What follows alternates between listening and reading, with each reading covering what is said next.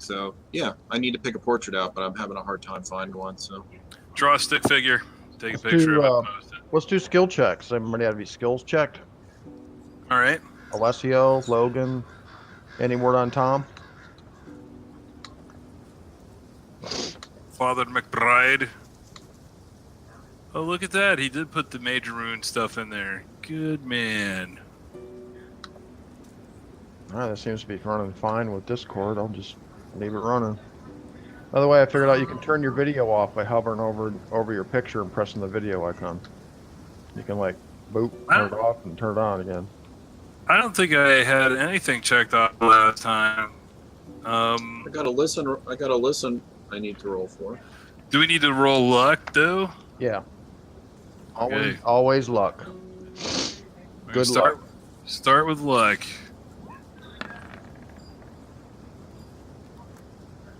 Logan's luck is still pretty decent. Yay! McBride has burned luck. He's down to 25. It's 1 to 10. It's 1 to 10, right? If we blow it. Yes. And Alessio's also been pushing his luck. He's at 29 plus 10 or 6. That is my listen, rather. So cross your fingers. Hope there aren't any luck rolls this session. Okay, I haven't done luck yet. That was my listen roll. Can you spend luck points to help with your luck roll? No. Yeah, I didn't think so, but yeah, there's only a couple of exceptions, I think. All right, well, I don't get no luck, but I got a little listen. So I was thinking I probably should roll up another character soon too. Yeah. Should. It might be, if we actually get our order launched and off the ground, it might be good to just have some characters sitting around at the clubhouse playing cards. Indeed. Let me look at Father McBride here. Is Tomasito? Where is this man? I don't know. We'll see. I haven't heard anything from him. He probably fell asleep again. Father McBride, the narcoleptic. Oh, and Alessio's got a major wound. Burned badly. Yeah, I know, and that's another thing, man. I mean, I think Alessio is out for the count pretty much. Even if he gets that roll and he manages to start to heal. Why don't we go ahead and do that, Lee? Yeah, I mean, he's going to take him multiple weeks to heal, man. He needs to go somewhere. Yeah. So he's fucked up. Let's just assume a little more time passes here while you guys are in Inverness, kind of waiting to see how Alessio's going to do here. Now, what's the deal? Is it, do I roll the doctor's skill or my constitution? What's the deal? All right, we'll do it in order here. I'll roll medicine for the doctor. Okay. He's got 65.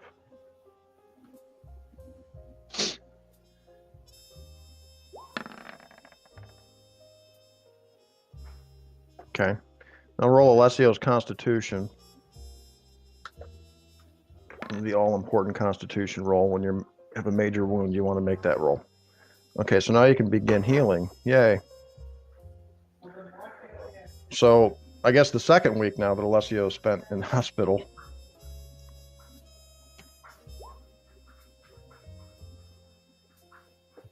He gains 2 hit points. And it begins healing normally, and you can uncheck the major wound.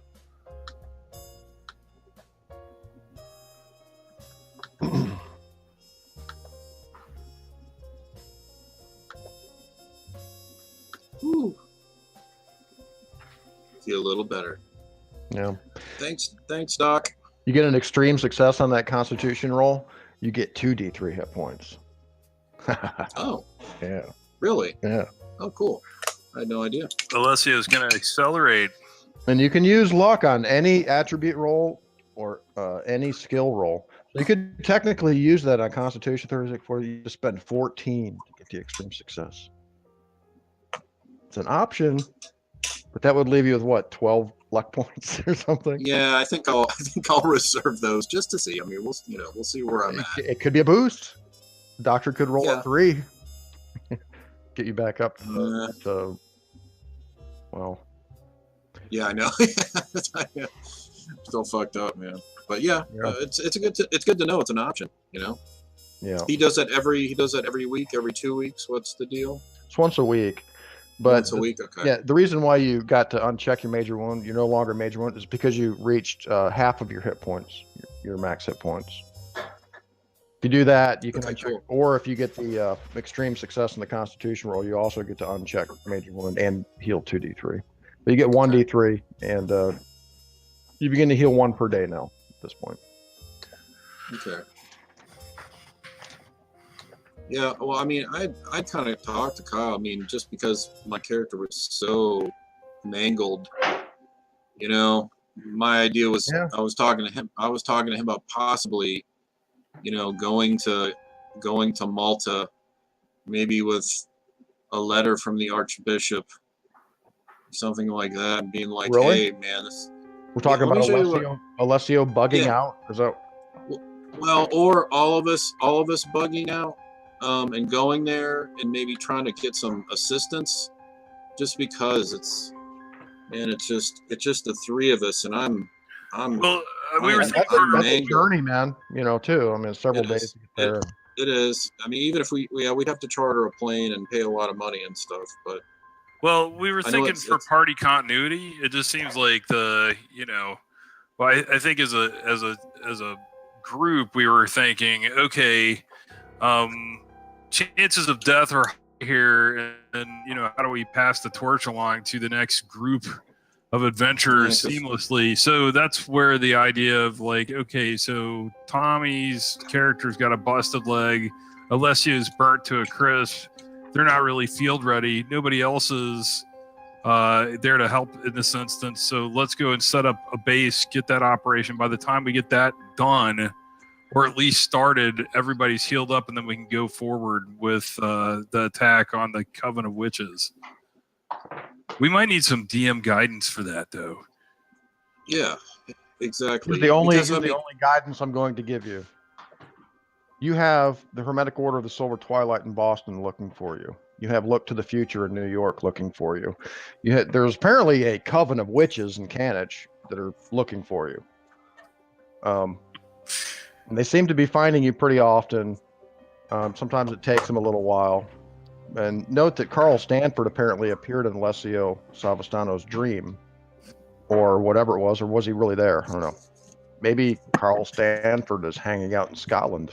Who knows? He was there in his hotel room, but it's all kind of fuzzy and blurry for Alessio. Can't remember if it was actually real or not. So, see, once again, we're talking about travel arrangements then at this point.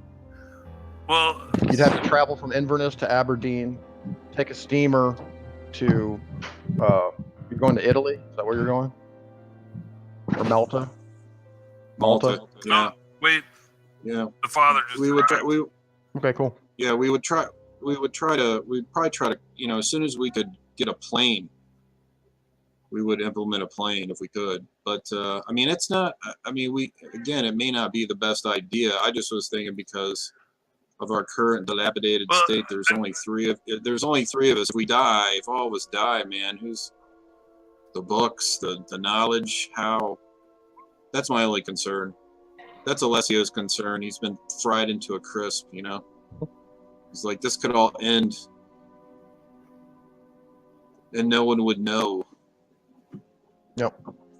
These freaks would be able to continue their march towards, you know. Yeah, there would just be really the main concern would be anonymity when traveling somehow, some way. Really, because, like I said, you've got 3 groups after you. There's like people out there tracking you down to kill you. You understand? Oh yeah, absolutely. Man. I mean, whatever. I mean, Alessio especially. You know, he was the only person left that was in Cannich that they could get a positive ID on, I suppose. But time to put on a disguise. You can be pretty sure they have spies of their own, and other means of gleaning information to your whereabouts and who you've been associating with. And of course, there was the fire at the church, which was intentional on their part, of course. Well, I mean, Alessio set the fire, but I'm saying that whole conflict. Sure. They're coming Yeah, after. no. Yeah, I mean, normally, man, if I was, I'm all for the. You know, we have a list too. We made a list of like things we were going to do in Cannich as well. We had like, okay, here are the 3 possible targets. The dig site, McBain's place, or I can't remember is it McLeonard? Who's the guy with it's the Scottish farmer, the guy who we were told to go see. The guy we were told to go see. Oh no, yeah, that's right. The landowner where Ian Chantraine MacDonald could be staying. Yeah. Where Chantraine is staying is not Ian MacDonald. Chantraine's staying with Ian McClellan. No, Duncan McBride. Or no, McClellan? Yeah.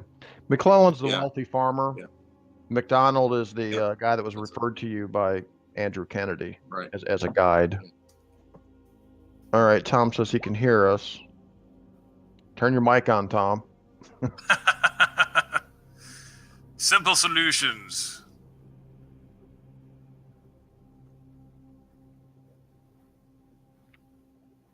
Maybe he has it muted or something. Oh, he dumped out. Here, I'm going to do this. I'm going to turn off the video and chat and reset it. Hey, there he is. Oh, good. Yay. All right. Groovy. Just a quick reload worked, didn't it? Yeah. Cool. That was All like the 3rd time I did it, but yes. So we were just talking about the new page here, Tom. I've got a calendar page now where we can make notes in the margin. You can use your toolbar at the top left for text. And you can just type shit in, notes, whatever. And we're going to kind of keep the calendar kind of public here, and I'll keep track as we go along. Because time is the essence, as I said. Time is of the essence. But I made some notes over here. It kind of shows you some important dates. It starts with the death of Eusebius Braun and ends with McBride skimming the Latin Necronomicon. Feel free to put your own stuff in the margins, guys. Also, we did skill checks, Tom, so I think you have a library use check on your sheet that you can roll. You can also check your luck, which you are in need of. Kind of not out of luck, but getting low. Let's see. Luck.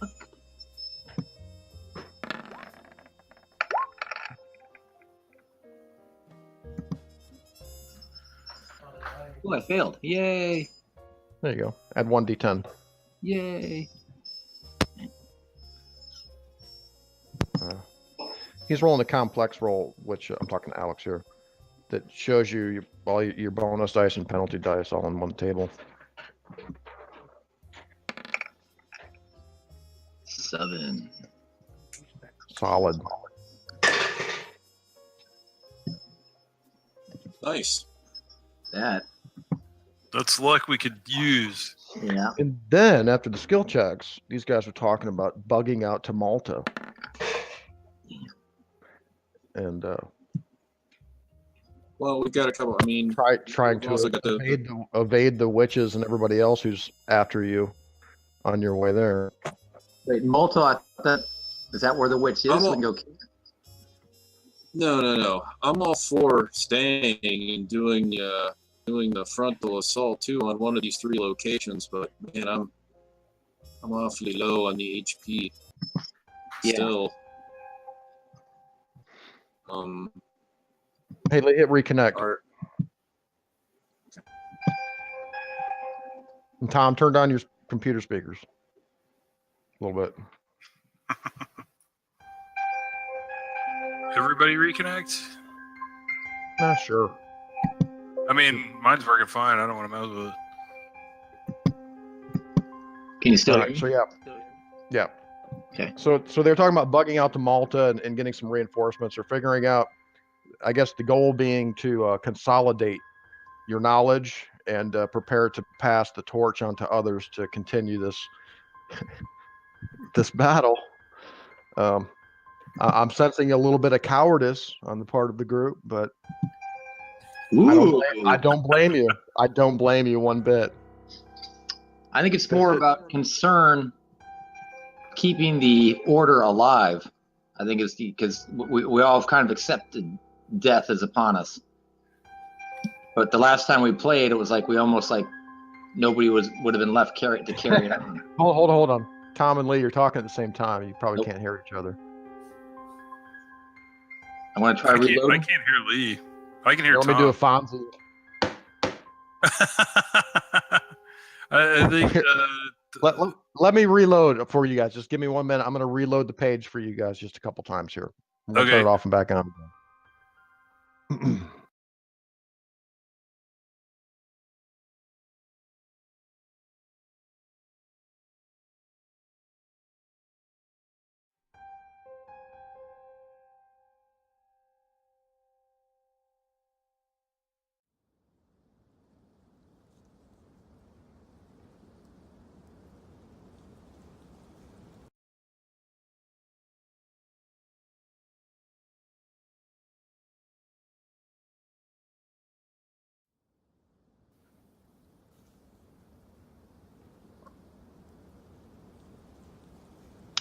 All right, there we go. Hello? Hello. All right, that's good. Here's how I put it, Tom. So you've got the Hermetic Order of the Silver Twilight in Boston after you. You've got the Look to the Future organization in New York City after you. And now apparently you've got a whole bunch of crazy witches out in the boondocks in Scotland that are after you. You don't know too much about the Cannich witches. You don't know how many, what they're up to. I mean, you have an idea what they're up to, but obviously they're all interconnected as well because of all these letters from Carl Stanford and from Duncan McBain. Now, obviously, you know, as time goes by, you guys are in danger of being found by these witches. They have sort of an uncanny ability to track you guys down after a period of time, right? Probably beginning with the Vengeance Bear in Vermont. Remember that? They're hunting you. They're hunting you down. How can we forget the Vengeance Bear? Okay, so and then Alessio and Logan were talking about going to Malta. And I guess it's really kind of Alessio's idea because he believes that through maybe some connections that he has that.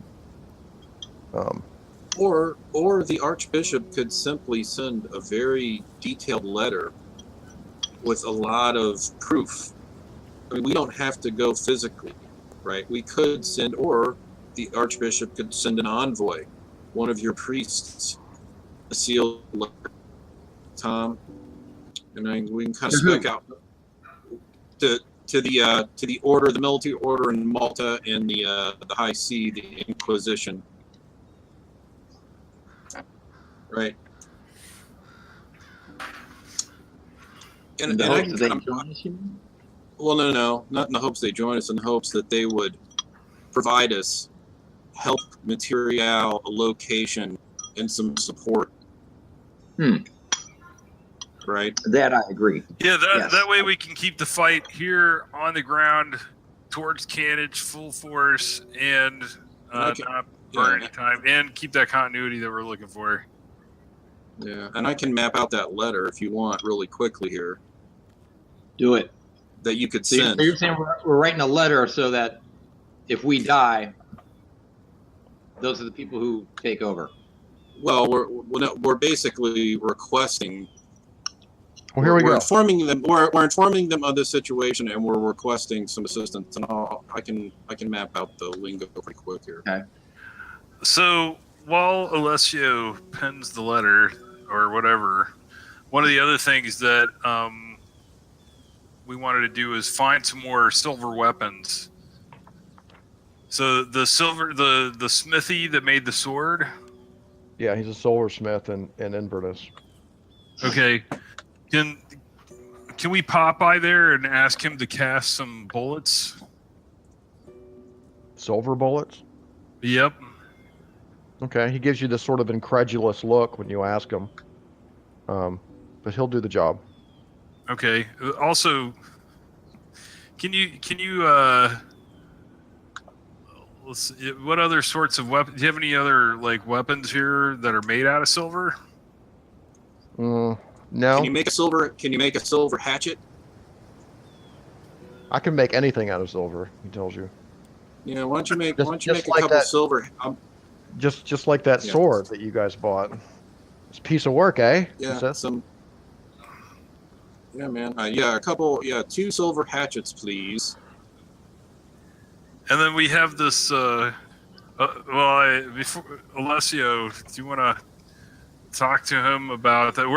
We've talked about this before we go into the shop, I guess, because we're definitely not talking about this in front of him. You're whispering in each other's ear. Hey, Alessio, do you want You to? mind if we have a moment alone? Get that piano wire for your cousin coded for celebration of learning how to play the piano, coated in silver. Oh, yes, that's an excellent idea. Yes, my cousin, he's getting a certificate in concert pianist. Here, can you take this and coat this in silver for me?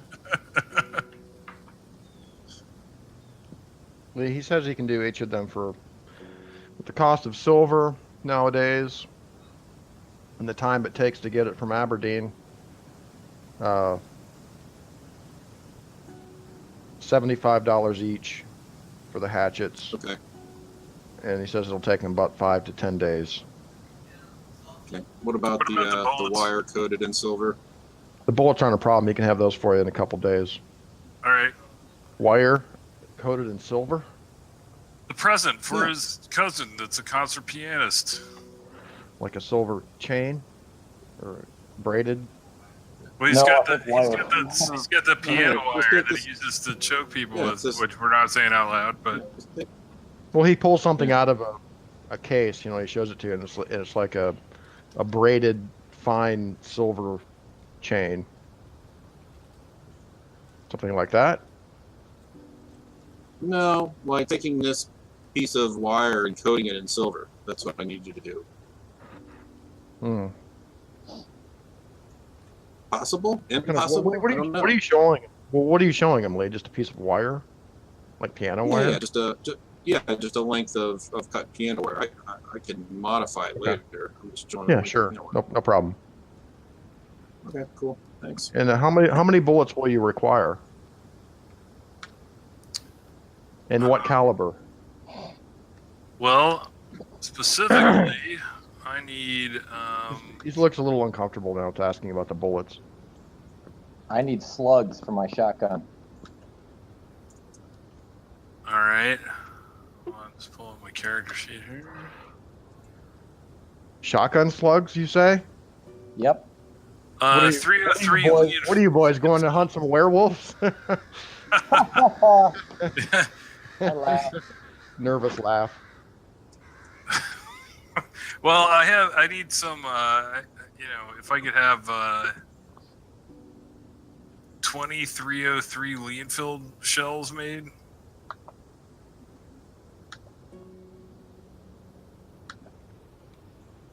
How is that cane working out for you, Your Excellency? Excellent. And he kind of nods to you, the cane in your hand. Limping around. Yes. Heal any hit points? Yeah, actually, some days have passed here. But by the way, Alessio healed up some. He's being discharged from the hospital today. You guys, you other two can heal 3 hit points. It's been about 3 days. Where do you want me to post this text? Do you want me to post it in Discord, or do you want me to post it in Roll20? The chat here in Roll20. Text for what? But just put it in Roll20. It's fine. The letter. Okay, yeah.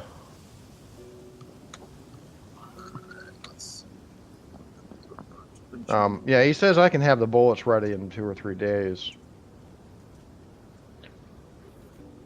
Okay. He says, I don't require a permit. He kind of looks at you over his glasses.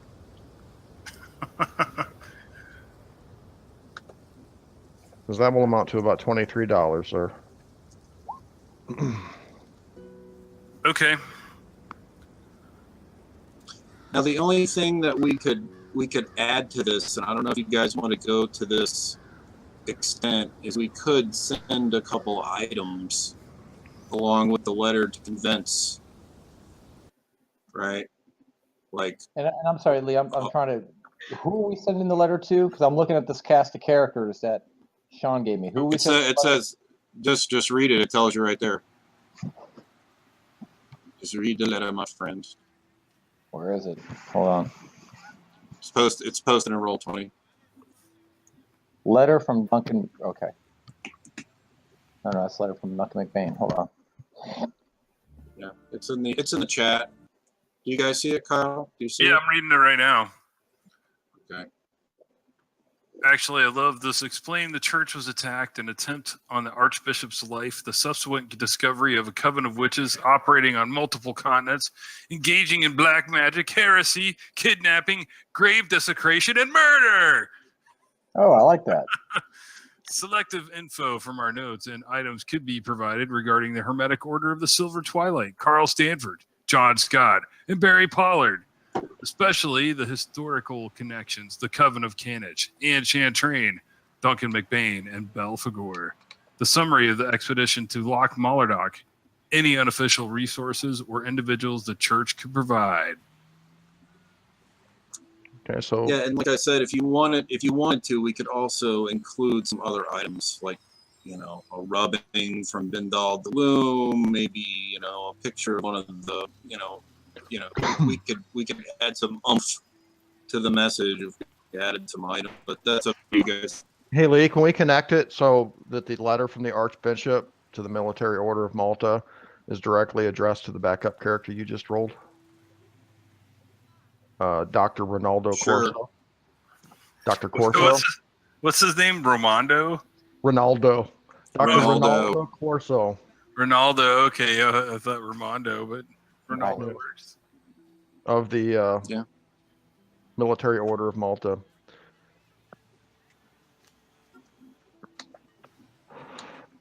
Oh, easy. That way we can have a direct connection, It'll work fine. Perfect. Actually, I'll write a similar letter. Can I write a similar letter to the chairman and board of the Masonic Order in this area, asking them for assistance? Sure, what are you going to say? Pretty much the same thing. And then another letter to the, dare I say, the Pope himself. the head That cheese. stuff. The head, That stuff right there, man. That'll filter up to the Pope, man. If it gets sent to the Office of the Inquisition, right? It should. It should go to the Pope.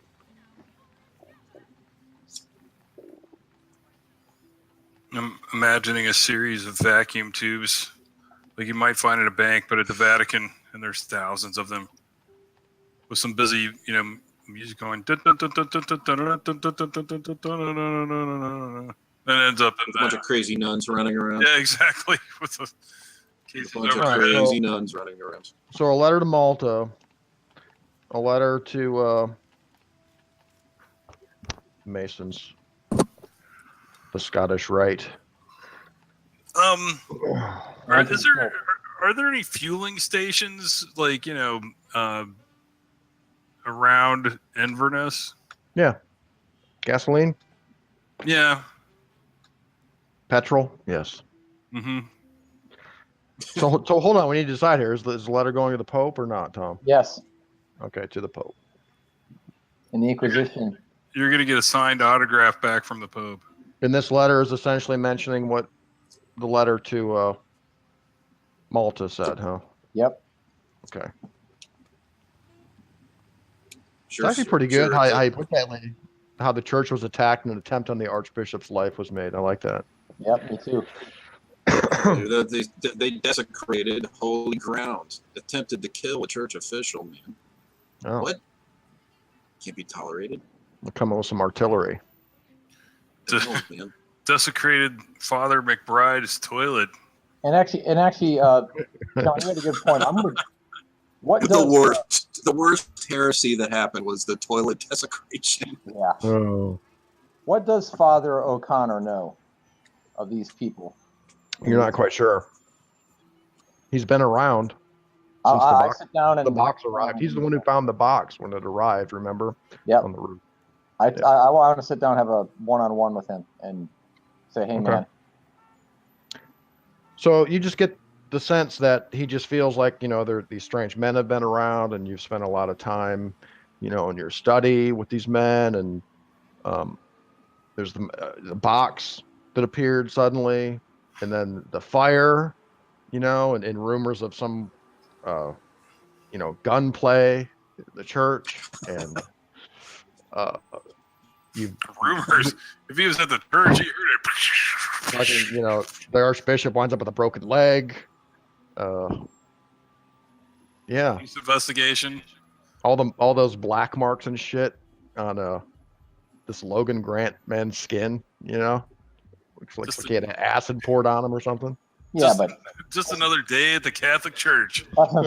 Tell me something I don't know, laddie. Okay. What this is your area. I'm yes, this is my portion, this whole countryside, but what do you know more specific of? And I mentioned some of these players to him. Do you know who these people are? Do you know what's going on up there? Have you heard of anything? He says, no, Your Grace, I'm only concerned with the well-being of our parish, of course, and our people. As am I. And for you, Your Grace.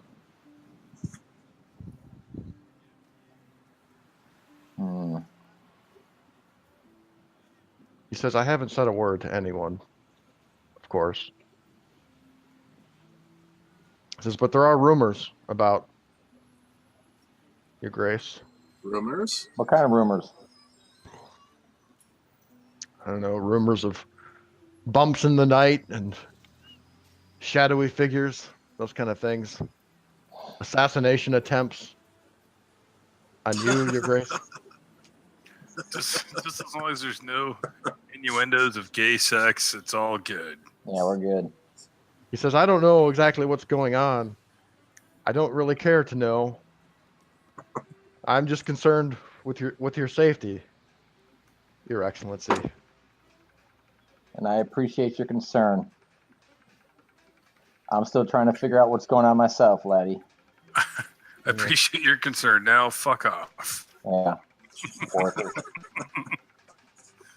He says, the renovations of your apartment are underway and should be ready with it by the end of the week, Your Grace. Bless you. Will you be staying in Inverness much longer? Dude, roll psychology on this fucker. He's working for the Dark Ones. It's a good idea. Can I do that? No, this guy is completely beholden to you, man. Okay. He's totally and utterly obedient. No. You know this. That's good.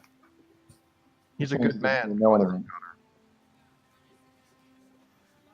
He goes, I may be traveling shortly. I do have errands, but I'll be here for a little longer. Very well, Your Grace. Will you be supping? It's almost dinner time, Tom. Of course I will. Okay. We haven't. I start out with the usual. Yeah.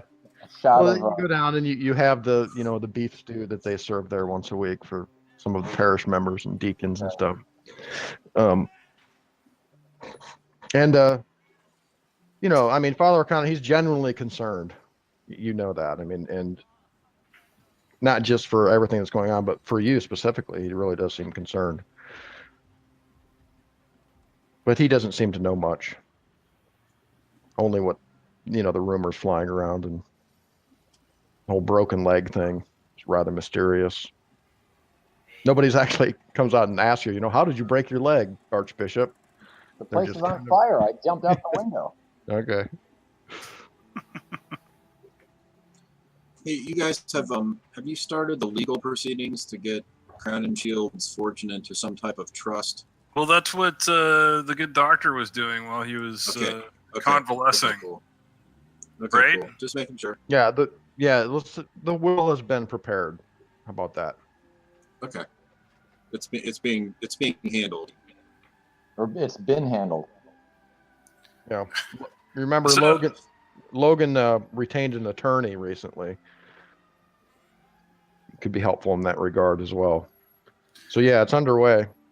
Speaking of turned to- attorneys, yeah. I was Go gonna ahead. just talk to gentlemen.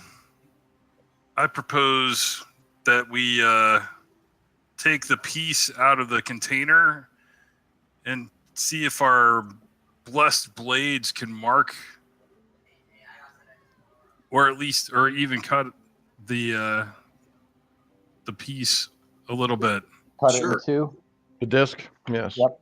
Sure, That man. way we I'm all can for it. determine if we have blessed the blades like the Roman did in his story. Well, plus Yeah. piecing it up into more pieces isn't a bad idea. Yeah, it gives the witch more things to find. And she Yeah, won't we even know could- she's pieces. Well, it's not a bad idea. So yeah, plus sure, test your blades. Okay. I don't look at the piece when they pull it out, man. I avert my eyes. Ugh. It's gross.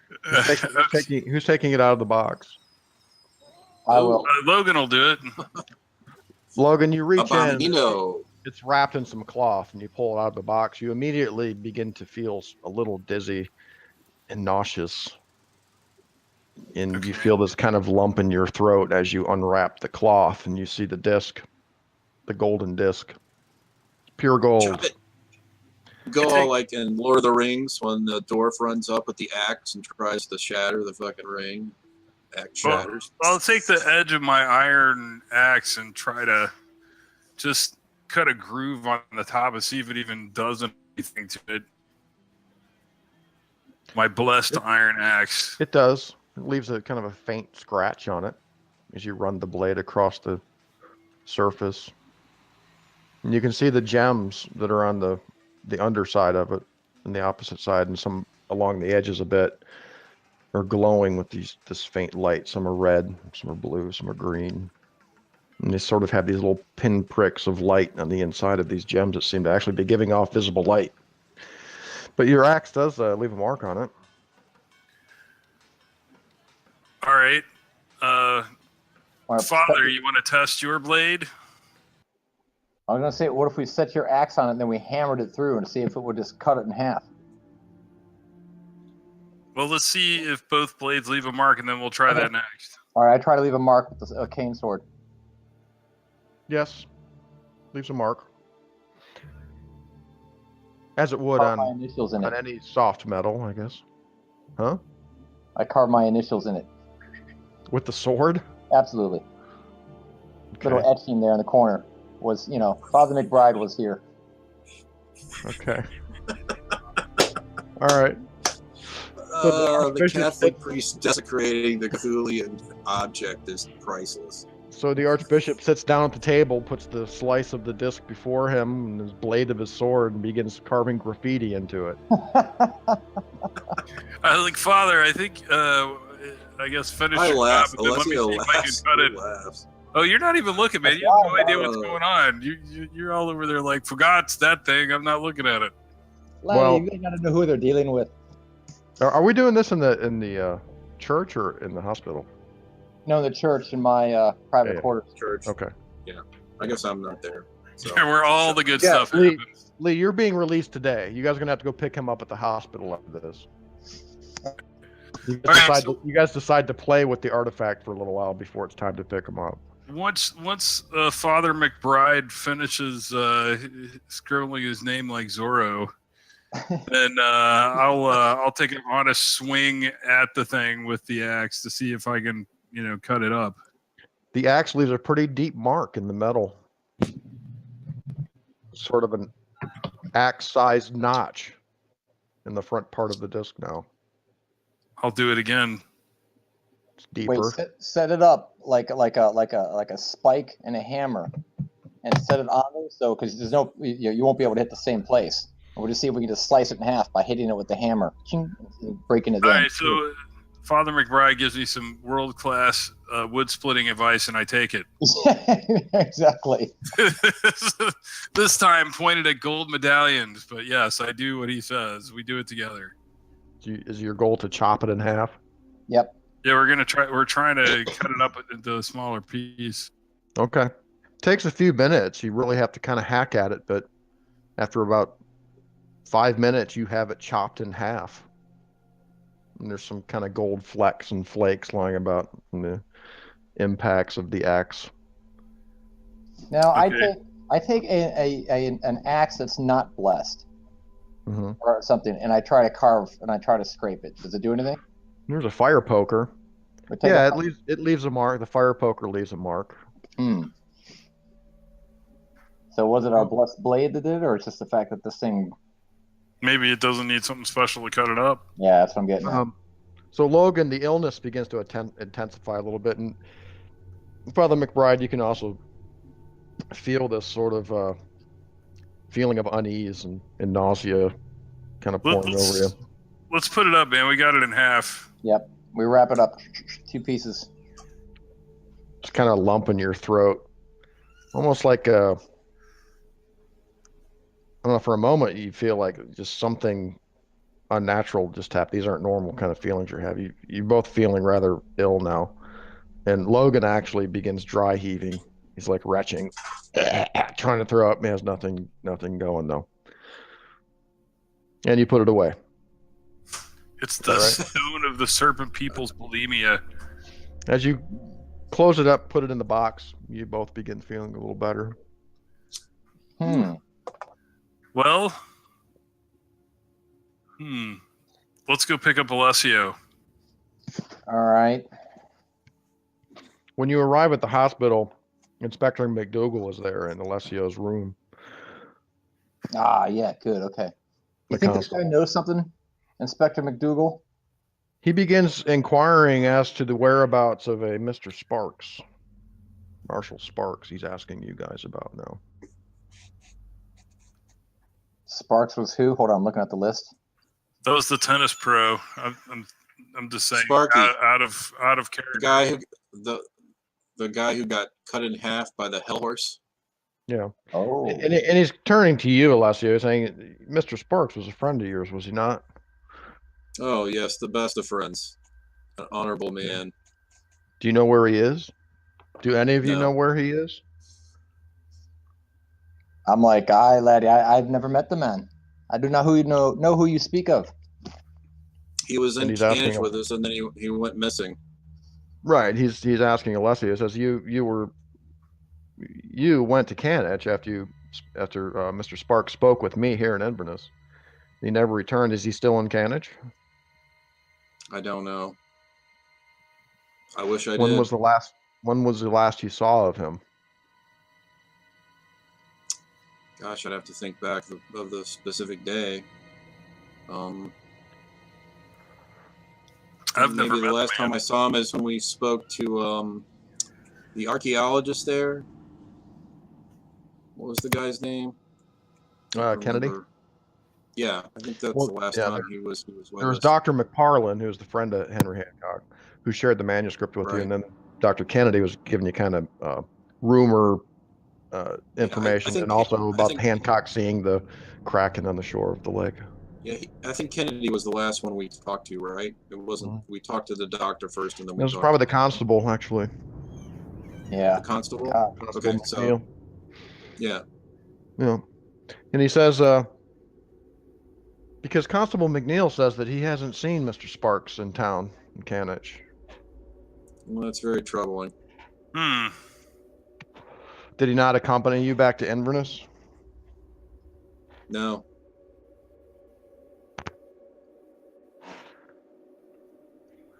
He says, we have witnesses in Droy saying that they saw you, Alessio, or Mr. Savastano, in Droy, the village of Droy.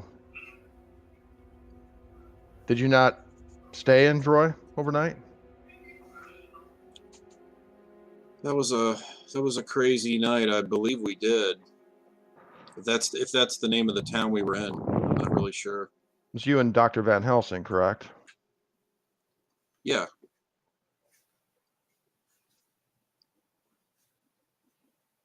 Do you remember what happened there that night, or anybody you spoke to? Not really. I just remember being terrified. Alessio, I'm going to need either a persuasion roll, or a fast talk roll. Persuasion would be better, but Can I try to charm the police officer? yeah, hold on. He's talking to Alessio right now. Okay. Because you guys are like, I don't know the man, I wasn't there, kind of a thing, you know. Well, that's true for my character. Yeah, for both Not of you, no actually. Sparks. Yeah. But I was going to try to charm and say, "Oh, leave the laddie alone. He's hurt. Let them heal." What you gonna roll there, Lee? Fast talk or persuade? I guess You could persuade. intimidate if you had a good intimidate. Now would be the time to use it, maybe too. If you wanted to go that direction. Yeah, I don't know. You know, Those it's are like the police. yeah, those are like the 3 social roles in the game. You got fast talk, persuade, and intimidate, and you can counter guess any I'll of roll those. with persuade, even psychology though too, it's generally. you know, chance of me succeeding is Okay. low. Let's see here. Okay, so 29. So what's my how many luck points would I have to burn to do that? 19. Yeah, he got a regular success on his psychology. Yeah, I can't burn luck for that, I don't think. He says, Mr. Savastano, I have reason to believe that you were present in Troy that night, and you spoke to the innkeeper there and told him that Mr. Sparks was killed by, and he looks at his notebook, brigands? That's Tell me the truth, possible. Mr. Savastano. What happened to Mr. Sparks? We were attacked. Ate up We by were a sea attacked. werewolf. No, we were attacked. We were attacked on the road there. And in the melee, we lost contact with him. I don't know what happened to him. I don't know if he was killed or if he managed to escape. It's a blur. Oh, God bless the child. Way to channel Reagan in the later years. He looked at him and he says, I don't know. It was a blur. very well, Mr. Savastano. I'll be in touch. And he goes walking out of the hospital room. He says, I trust that you all stay in Inverness as we discussed. He stops and turns.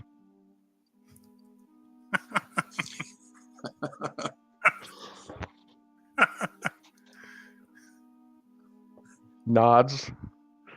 And he leaves.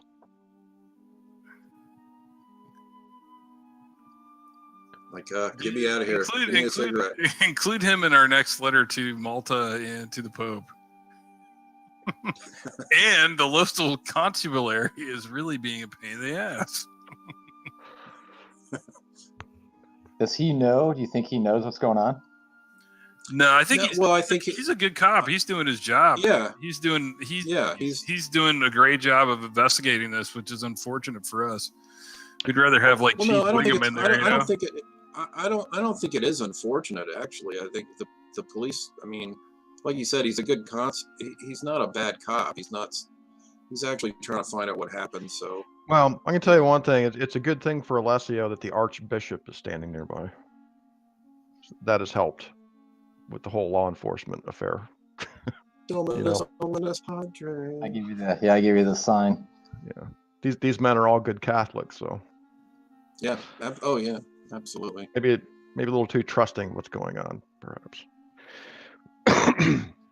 I give the church a blessing as he leaves. They do let the church get away with a lot. All right. So Alessio is released from the hospital. He's back to his normal self. Little twinges of pain here and there. Still have to cover your burns and shit for a while. But sometime we can fast forward. We can fast forward a little bit here. No, you don't need to roll anymore. You'll heal 1 per day at this point. Okay. So some time can pass here. I'm going to fast forward a little bit. Do we want to finish Father McBride's skimming of the Latin Necronomicon? Tom? Oh, the other thing is, besides that skimming, Logan wants to learn the Airy Traveler. Okay. Well, I think you said you wanted to skim Cthulhu and the Necronomicon. Do you want to do that first, or do you want to start on the spell? It's one or the other. I'm going to start on the spell. And in fact, Kyle, you would have to skim Nameless Cults for Airy Travelers. Okay. Yeah, I'm going to do that. Yeah, you can't study the spell until you've skimmed it. Okay.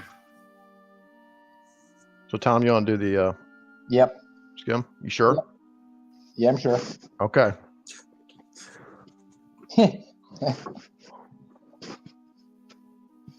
Let's see.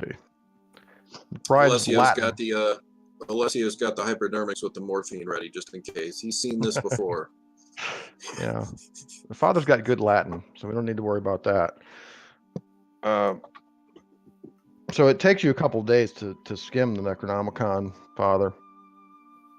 Roll 2d10. Higher or lower, better. This is your sanity loss, brother. 2d10? Yes. That was the last time I did this. It's been a while. Ugh. 13. Okay. You lose 13 sanity. Now, 20. now, did we determine that you're a believer, Tom? No, I'm not a believer. That's right. You're not quite a believer yet, are I you? believe in the Lord Jesus Christ. Okay, so don't take the 13 sanity. Okay. Gain +5 to your Cthulhu Mythos.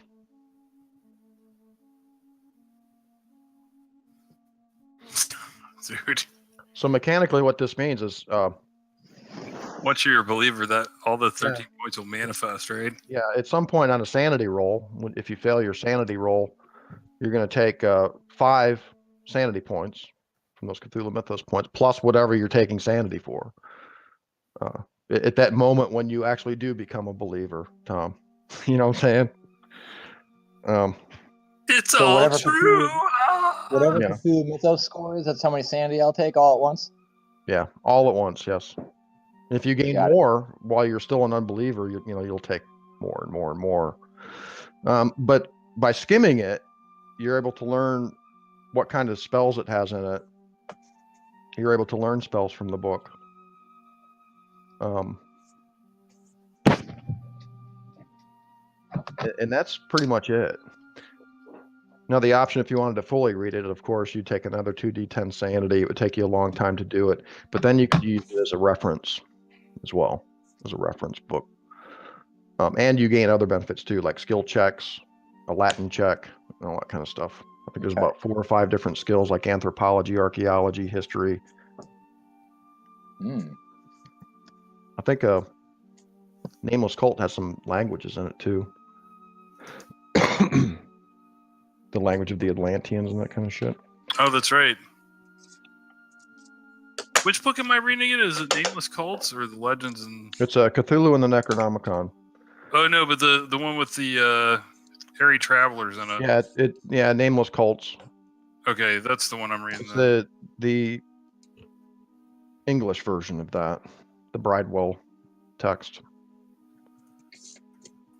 So, Cthulhu and the Necronomicon.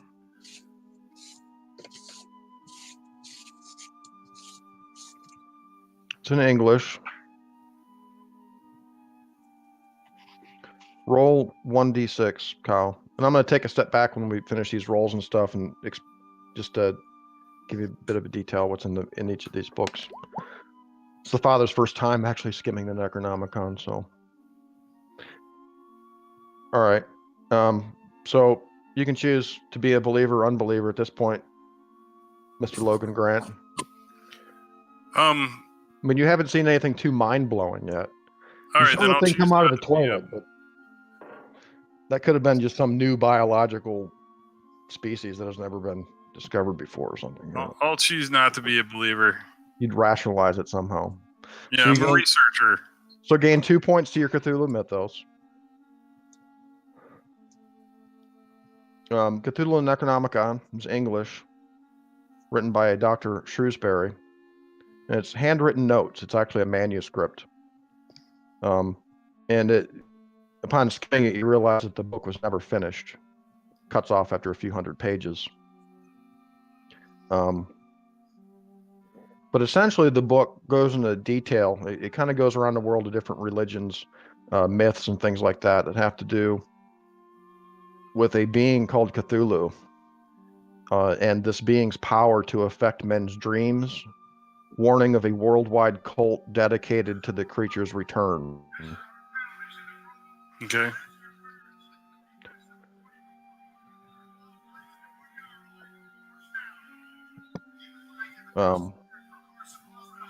Also, since both of you guys are skimming these books or maybe comparing notes here and there, this Cthulhu Necronomicon manuscript has several pages that appear to contain what you've come to know as spells or incantation or some sort of witchcraft or magic in this book as well. And one of them supposedly is a way to speak with or contact this being called Cthulhu. Well, let's just ask the man himself. I mean, there's no reason to beat around the bush with all this other stuff. Let's call Cthulhu up. There's something else that seems to allow you to contact what the text refers to as the children of Cthulhu, or the primary cult of Cthulhu, called Deep Ones, whatever that is. The text also contains what appears to be a version of the Elder Sign.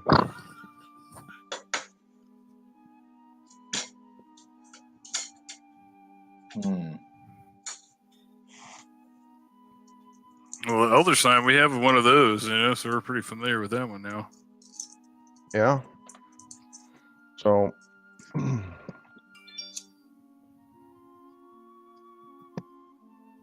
Is it the same spell, Sean? appears to be. Well, I think, like, one of the spells we have, if you use the powder of Imangazi, then it saves you that magic, that power burn. Yeah, you guys have a special version of that, yeah? So I think that one's the one that's in the which one is that? So, as I said, it also tells of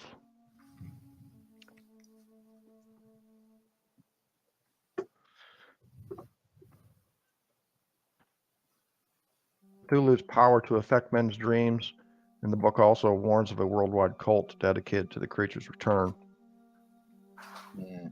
Boom. The Latin Necronomicon. Now, Tom, we know a little bit about that because of Dr. Van Helsing, of course. This is a very dense book. There's a little bit of everything in here. Much of it you do recognize to be witchcraft, black magic.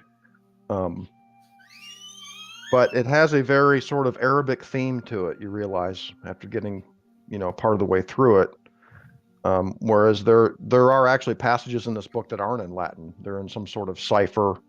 There appear to be many, many different types of descriptions of ritual black magic, what you would think of as black magic.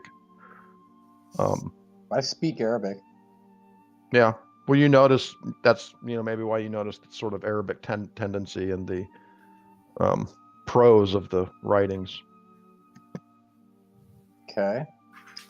This text appears to be much older than, the Latin or Greek civilizations themselves, actually. Probably taken from older texts, you know what I'm saying? But there's some crazy wild shit in here. There are small essays on, where they expound on things like anthropology, archaeology, astronomy, chemistry, geology, history. A lot of occult references that you probably recognize. There are some pharmaceutical concoctions that it describes, things like that. And physics, But a lot of some of the physics in here you recognize as being completely and utterly unbelievable and alien to you. Like this is you would actually, the father being an unbeliever and being a priest, would recognize a lot of this stuff probably just be witchcraft gibberish. That probably wouldn't take to heart too much at first reading it, but there are some interesting passages. I'm going to read one to you just for fun. All right. Story time. Yeah.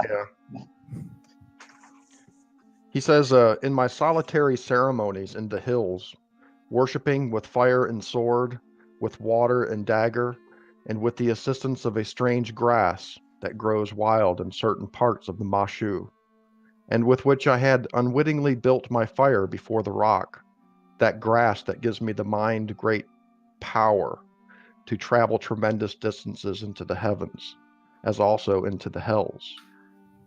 I received the formula for the amulets and talismans which follow, which provide the priest with safe passage among the spheres, wherein he may travel in search of the wisdom. But now, after 1,001 moons of the journey, the mascum nip at my heels, the rabishu pull at my hair, the masha opens her dread jaws, and Azathoth gloats blindly at his throne.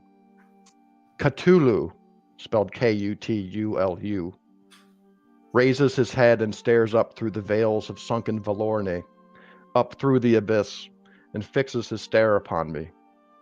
Wherefore I must with haste write this indeed. It appears as though I have failed in some regard as to the order of rites, or the formula, or to the sacrifices.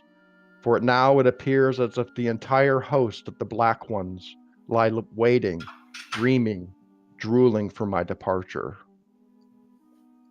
I pray the gods that I am saved, and not perish as did the priest Abdul ben Martu in Jerusalem.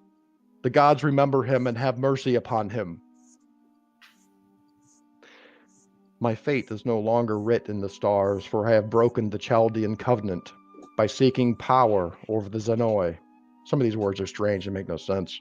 I have set foot on the moon, and the moon no longer has power over me.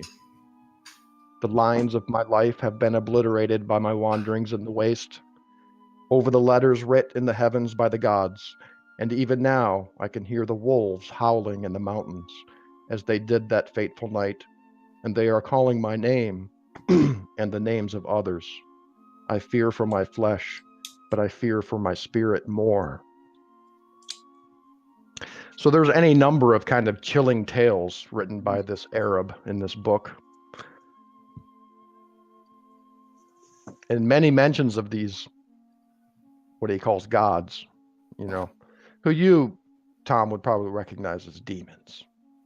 And what did he say about the grasses that he burned? Where was that? What was the grass there? Allowed him to travel. Talks about solitary ceremonies. And it says a strange grass that grows wild in certain parts of the Mashu. Masshu. Where's the Mashu? Can we reference that? Can I look that up? Do I have any other? Give me a Cthulhu Mythos roll.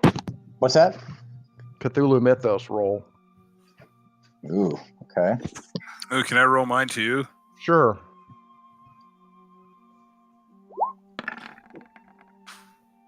Oh, damn, just a little off from 2 that I needed. And that grass gives the mind great power to travel tremendous distances into the heavens, as also into the hells. Level 14. Oh, wow, man. I still failed. Everybody's holding tight on to their luck points tonight, huh? Yeah. Yeah, and of course, because the Archbishop's an unbeliever, luckily he didn't lose that 13 sanity points.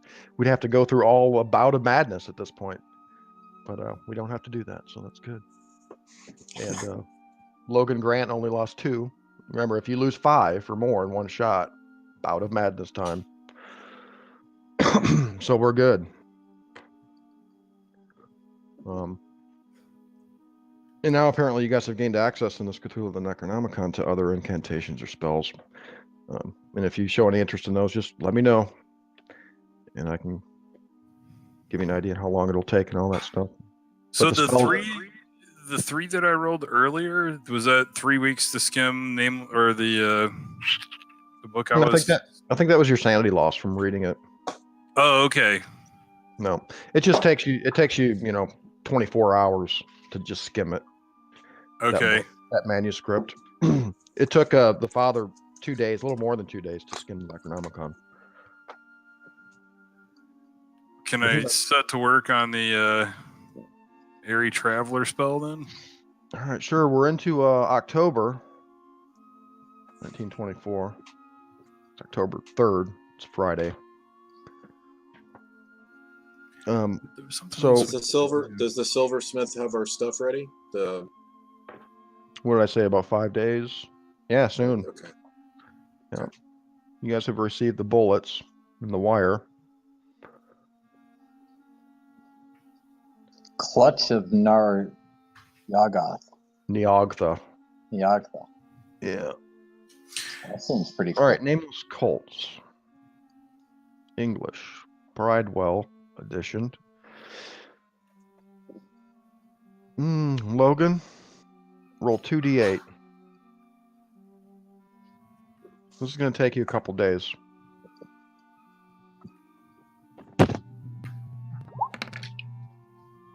Five? You're doing this at the church, right? Yep. All right. Logan, lose 5 sanity. Ooh. Give me... Roll a d10.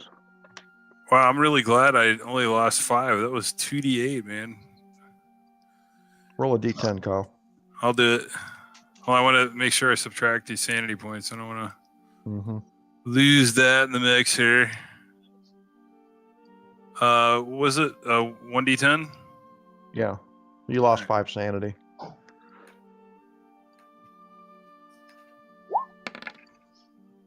Nine. Roll a d100. Uh-oh. 25.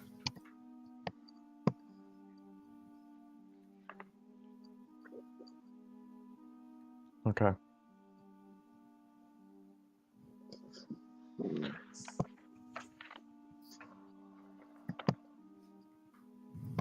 Hopefully I don't go slasher homicidal maniac on you guys. Sorry if I do. But I would have learned Airy Traveler, so...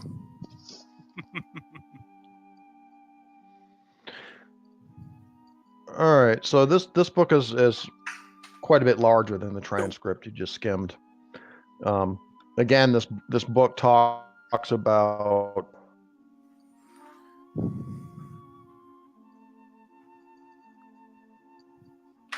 different cults all around the world. Oh, no. It also has several spells in it. Okay.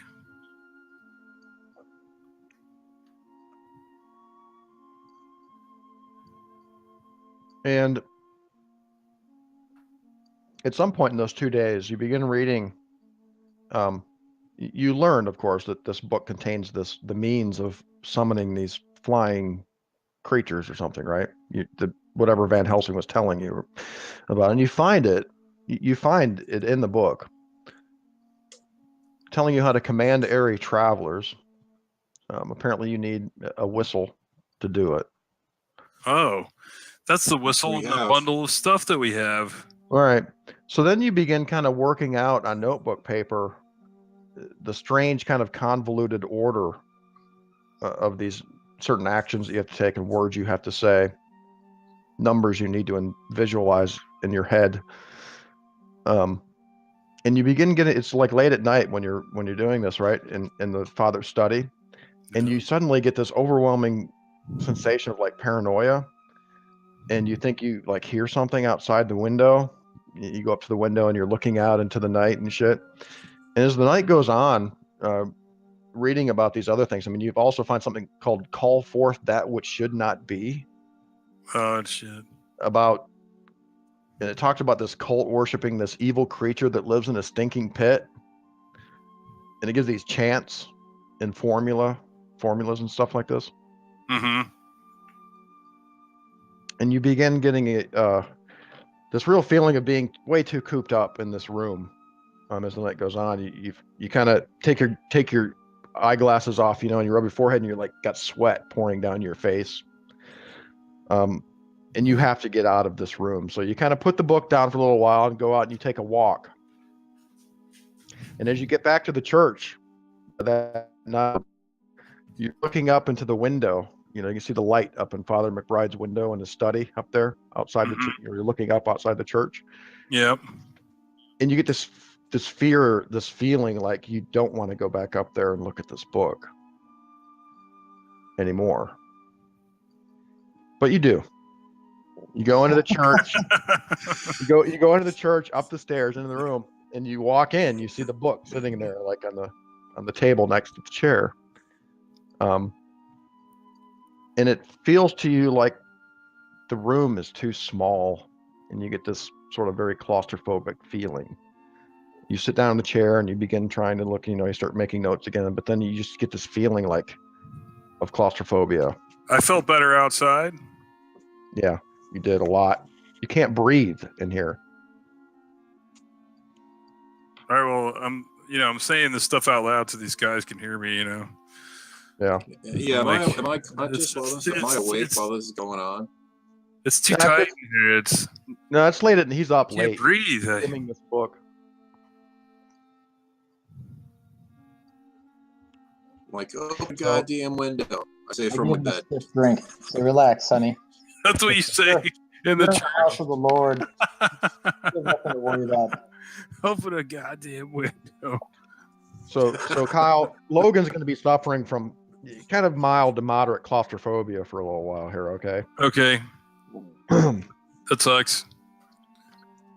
But It's like he gets up to go to the bathroom. The bathroom's like even smaller than the study. you mind if I just take a leak out the window here, Father? All your muscles tense up and you begin to sweat while you're sitting on the toilet. I say, don't worry, the mirror's covered. So I you want to see skim, Father O'Connor come back after that one. so you skim nameless cults. Almost a few days have passed here, Alessio. These guys have their nose buried in these books. You've seen it all before. Yeah. I had the morphine ready, and I'm also waiting for my hatchets to be done. I mean, you walk in on Father McBride, on the first night, and he's sitting there at his desk. He's got this big ass book open on the table, and he's got his finger. He's trying to, and he also has kind of some notes and shit he's writing. And you ask him if he wants some coffee, something. It's like he doesn't even hear you. He's just so deep into what he's doing here. You're like, "Fuck, Your Grace." And he just completely ignores you. So you guys have skinned these books. You want to begin trying to learn area travelers? Was that the plan? That's the plan. All right, so roll 2d6.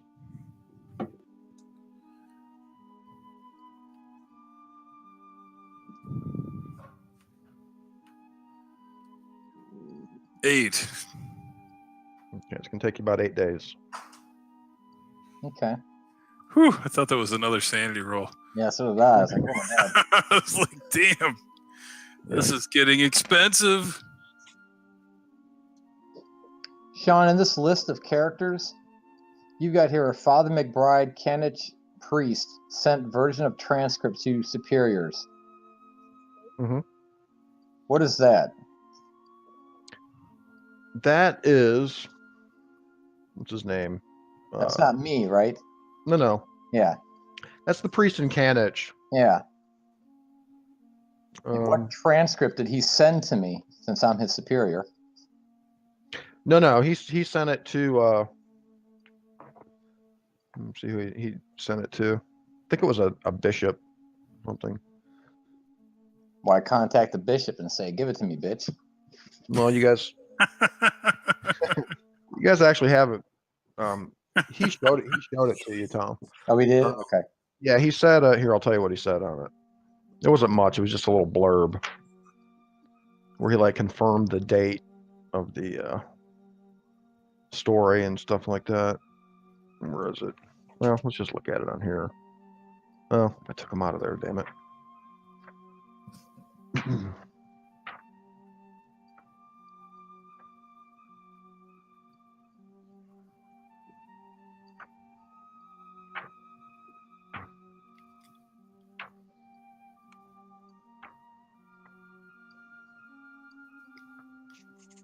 There it is. No, fuck. Someone listening to Sergio Leone, Once Upon a Time in America background. Where's that coming from? I hear it too, but I think it's just the repeat of the music. Somebody's got their speakers on, and it's just we can hear it again. I think that's Once Upon a Time in America. I'm looking the back of the book. Lee, I think you lost some sanity, and that's what your mania is. You hear that music. Sergio Leone background. Yeah, Sergio Exactly. Leone. All right. It's the best kind of insanity you could ever get. All right, here's the note that Father McBride, who's it's actually the priest's name, I believe, in Cannich, No relation though. coincidentally. No, it's no relation. Yeah, he's MacBride. I'm McBride. Yeah, totally McBride. different. Completely different. Right. Let me see here. He wrote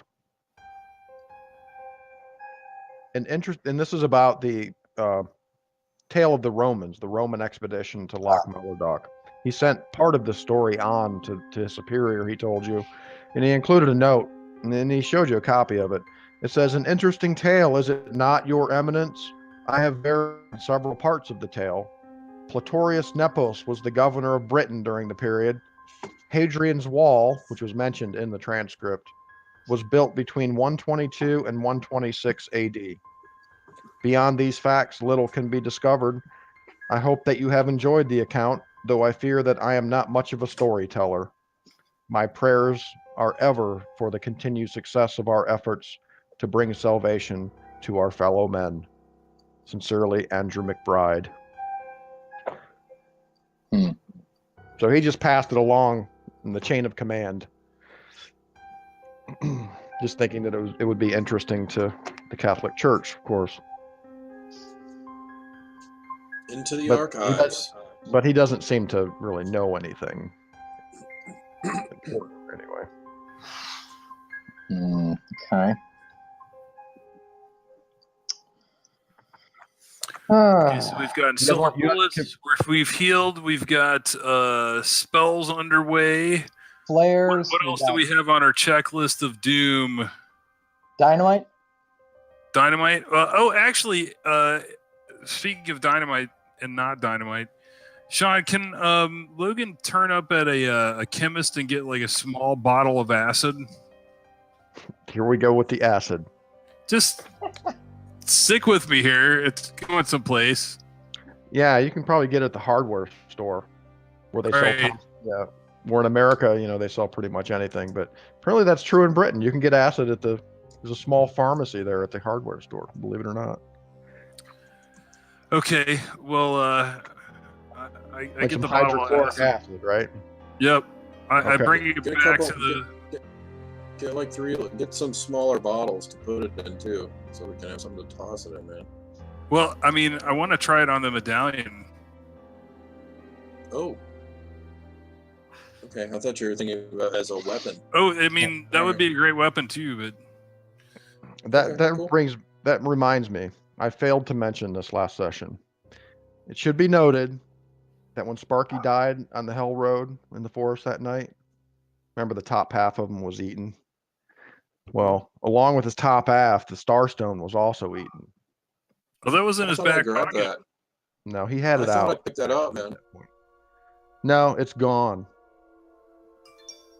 It was gone with Sparky. Well, Hold on, guys. I gotta go take care of this dog situation that's boiling I up here. I'll say be right back. I only say that because I just forgot to mention. I actually made a note that night of that session. Sparky actually did have the Starstone out before he pulled out his cudgel. So he may have stuck it in his back pocket or his front pocket, but that doesn't matter because his pockets were eaten along with him. Unfortunately. Well, I guess we won't be. I don't know what the charge is at Miskatonic for missing artifacts. Maybe 25 cents a day or something. It was borrowed, wasn't it? Yeah. It was. Oh well. Alessio, give him the same story you just gave to the cops. I don't know what happened to him. He disappeared in Cannich Forest. Alessio, you have your 2 silvered hatchets. All right. And your wire. Silver Thank you. wire. Silversmith, you do good work. Yep, you've got 23. I appreciate that. I'm a craftsman. You got 23 silver myself. bullets All right. for Logan's rifle. I think we're about ready to go on a witch hunt, boys. Yeah, well, just remember the hatchets aren't enchanted. They're not. Yeah, but Maybe my these are my silver. airy traveler's enchanted. You need a couple cows for that. Let's take 5 minutes, guys. How about that? Sounds good. All Okay. right. And then we'll discuss what happens next. Yeah, I say, but blessing the blade is not a pretty sight, gentlemen. I know. You and your take your finger of Jude off this time. This is the ritual of the 7 cuts. Finger Jude slipping out of place.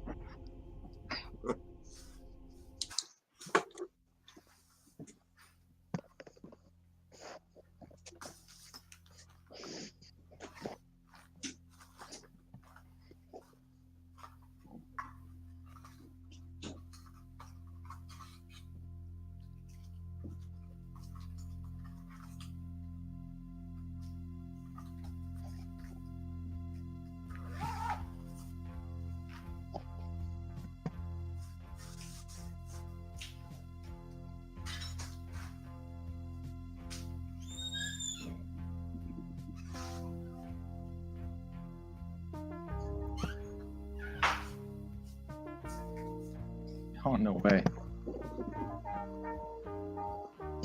Escape from New York?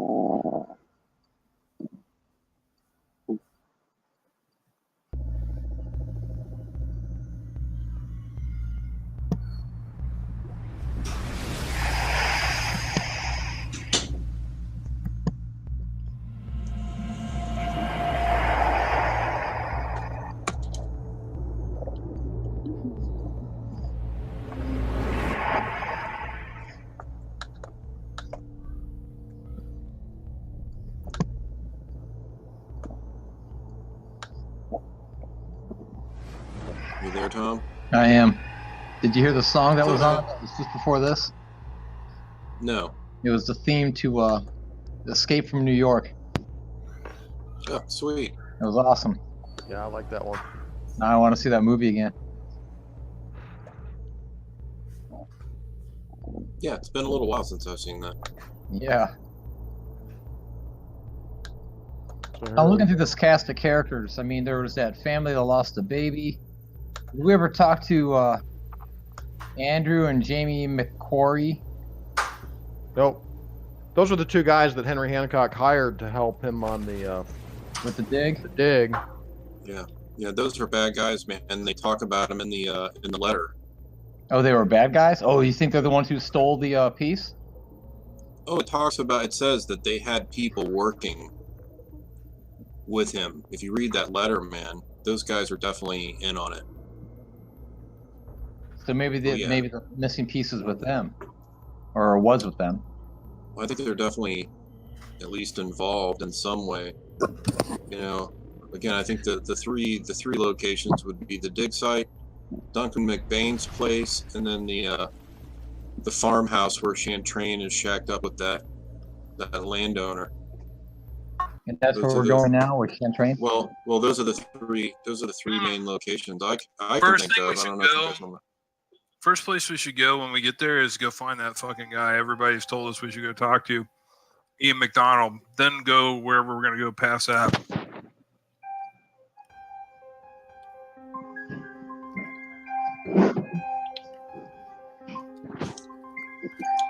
Ian MacDonald is the good guy, right? Yes. Wealthy farmer? No, Ian MacDonald is No. just a simple farmer. You were referred to him by Andrew Kennedy, the archaeologist that he spoke to. He said that Mr. MacDonald would be a good guide if you needed help, out there in the highlands, trying to find. He says he knows where the dig site is. He knows where Duncan McBain's place is, etc. Trustworthy man. Yeah, good Yeah, idea. we probably should talk to him then. Talk to him first, and decide which place to go to.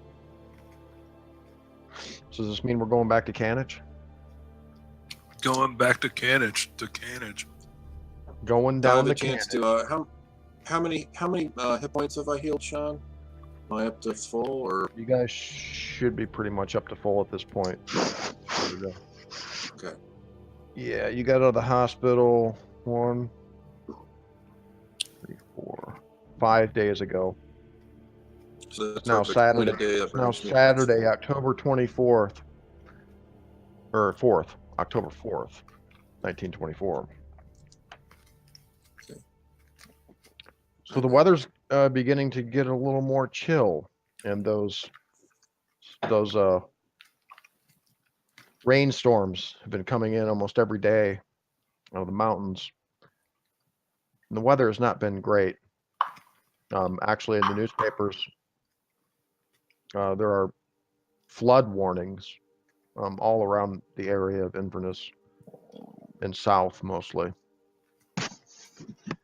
But to get to Cannich, you take a train from Inverness to Bewley, and then the River Road down through Stroy, and then up into the big mountains to Cannich. Weather's very rainy, blustery, occasional thunderstorm. A lot of the roads have standing water. So as you can see, it's not ideal traveling conditions, guys. Our favorite time to be on the road. Yeah.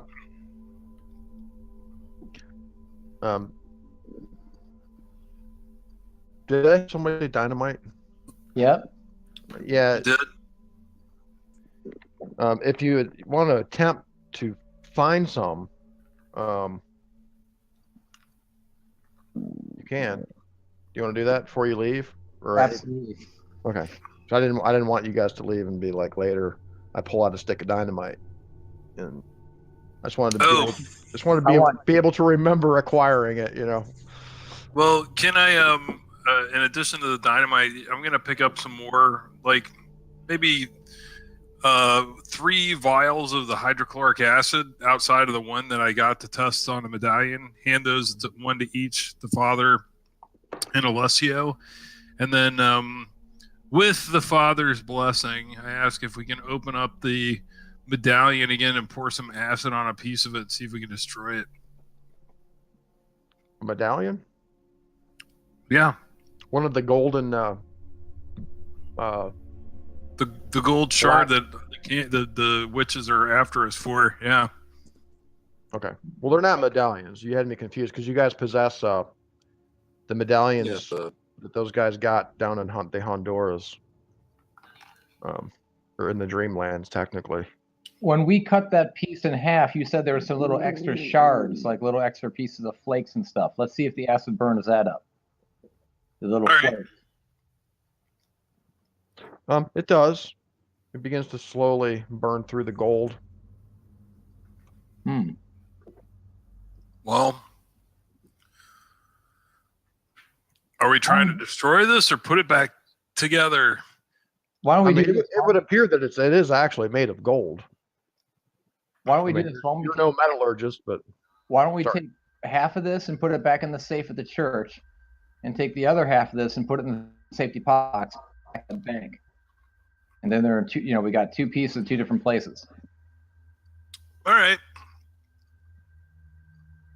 So that's what we do. Good idea. Okay. We separate them. So you don't want to destroy either. You don't want to destroy either piece, Father. Not yet, just because I'm afraid I don't know what it does yet. I mean, we may need it. Maybe not. Maybe it'll bring evil and chaos to the whole world, but maybe it'll help me become Pope. I mean, maybe it'll help me defend the world. So you just never know. I'm all for you becoming Pope. You get my vote. Not that I'm power hungry or anything. Okay, so so I'm going to write down 2 vials or 2 bottles of hydrochloric acid. Okay. Since we didn't decide to go full bore on that. No, okay. I thought we were each getting some, Mark. Didn't you say? What's that? I thought we were each getting a vial of acid. Yeah, you guys are getting. I'm just saying that now I have 2 instead of 1, and you guys have 1 apiece. Got it. And How much dynamite are we talking about? 6 sticks. The doctor mentioned it in his confession to me, and it said that sounds like a good idea. Okay, so a bundle plus 1. Yes. Okay. A baker's dozen. Yes, or a baker's half dozen. Okay.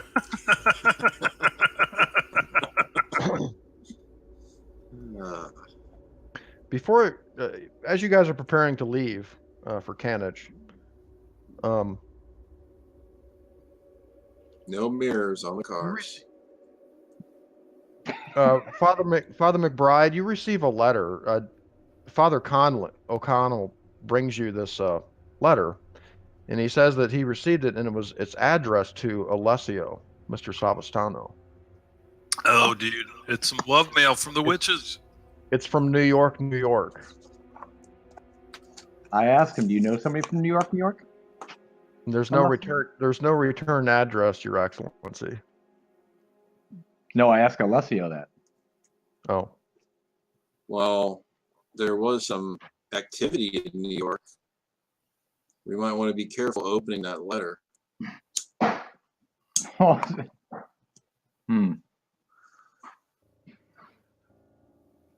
right? We did have some encounters there with Look to the Future. That's where all that went down. Do I recognize the return address? Is it? There's no return address. There's Do no we return. recognize the handwriting? It's postmarked from New York. Are you gonna open the letter? No, you don't recognize the handwriting. Open it up, Okay, man. sure, we'll open it. Sure. Okay. Weapons out. It's from someone. The letter is signed Stuart Devlin, Oh, Stuart Devlin. Hell yeah, man. and it's a rather short letter that explains that he's an associate of Jacob Crowninshield, and upon his arrival to Boston, he has learned of what has transpired since June this year. He notifies you that he is on his way to Scotland. This letter's dated, about 8 days ago. And it says, I have discovered Look to the Future. It says. And he says, please see, he says, I have inserted, well, actually, there's another piece of paper. And in the letter, it says, I have included something I found. This is after he mentions Look to the Future. Says, I will be arriving in Inverness the first week of October. And it says, Jacob sends his regards. And it's signed Stuart Devlin. Stuart Devlin. Jacob sends his regards. This guy's working for the order, man. You remember seeing the name Devlin in some of Percy Fawcett's old notes, some of Eusebius Braun's writing. And you realize that this Devlin guy was part of the Morgan expedition to the Honduras. With a little more looking, you would see that Eusebius Braun had made an entry or scratched a note on one of his writings that he had sent a letter to Stuart Devlin in Havana.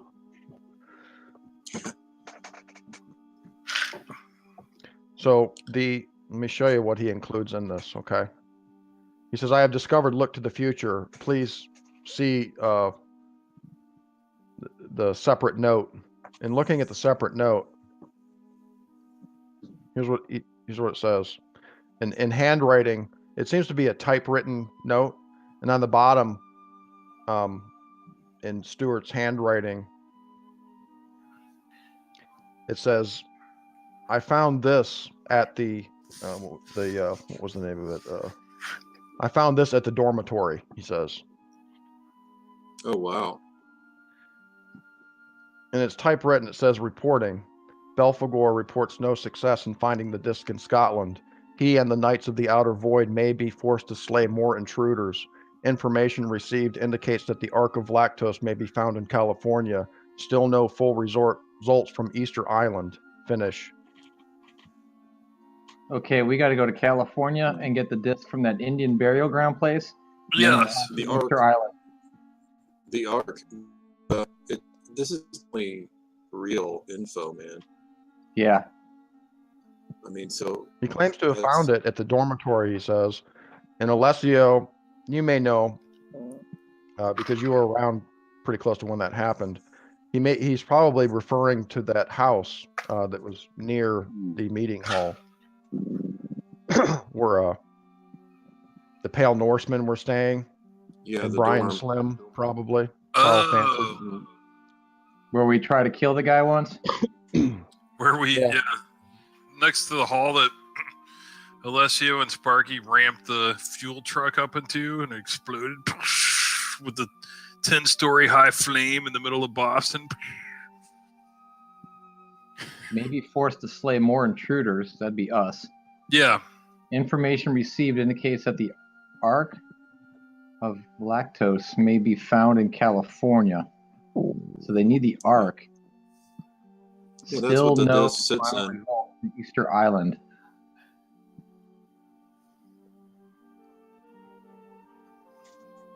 Yeah, so there's obviously a wider conspiracy in multiple areas here, man. People trying to find different things.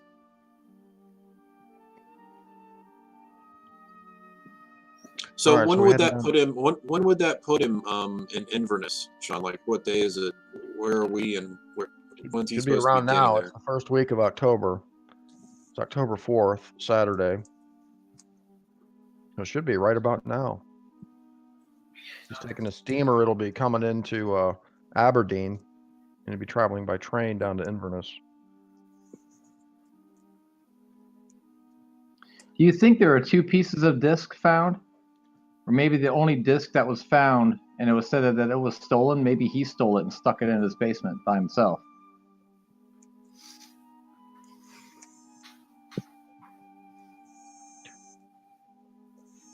Well, Hancock had mentioned to Kennedy that, Kennedy knew that he had found two pieces. And, well, in the letter, the Henry Hancock's letter itself says that he's found two and one was stolen. Oh, okay. So you assume that the one you have, Well, that he kept safe. we should definitely hang around for Devlin before we head out to Cannich. Don't we think? Agreed. That Yeah, would be agreed. the Let's go spare pick him. hands that we need. Devlin's he's a good NPC to have around. All right, so you're going to wait for a day or two to see if Devlin shows up at the church? The letter was addressed to the church. And it is a little baffling on how he even knew to send it to the St. Mary's Church, right? Yes, it is. So you wait till Sunday. Sunday passes. Wait till Monday. Monday passes. You wait through Tuesday, and Tuesday has passed. No sign of Stuart Devlin. I think we're being played. Wednesday morning, still no Stuart Devlin. All right, let's rock. Perhaps he was waylaid. Or killed. Yeah, let's rock and roll. I leave At message least as with the priest there at the church. Say, hey, if this guy shows up, tell him to hang tight. Okay. Tell him to stay there. Okay. We sally forth to Ian MacDonald's place, right, guys? Yep. With dynamite, acid, flare guns, silver bullets, silver slugs in hand, silver sword, blessed. Oh, are you going to castrate any bulls in those 3 days? Did you guys want to bless any blades? It has to be the right. Doesn't the moon have to be right? That sort of thing. It has to be. No, it just has to be under the moon. You have to go just up. under the moon? Yeah, we had to go up to the field again. Yeah, it has to be at night. Has to be at night. What's the cost for doing it? Is there a sanity cost? Is there a... I forget. Here we go. Yeah, there was some sanity, not much. A little bit of power. And you got to castrate a bull. Drink some blood, eat a heart. No big deal. It's the ritual of the seven cuts. All right, well, we can try to bless these hatchets. All right, who's doing it? It's going to take two times. I'll do it. You don't have to do both of them. You can just do one. Yeah, exactly. Okay. Let's do it. Do it quick, because while we're waiting for this guy. Okay, so what do I need to roll here? It's going to cost you 10 power. Permanent power? Yeah. Ooh. And I don't know 2d4 about that, man. sanity points. What's your power at right now? 55. I don't know if it's worth it, man. Plus, it's a car. You got to go back out to the hunting lodge.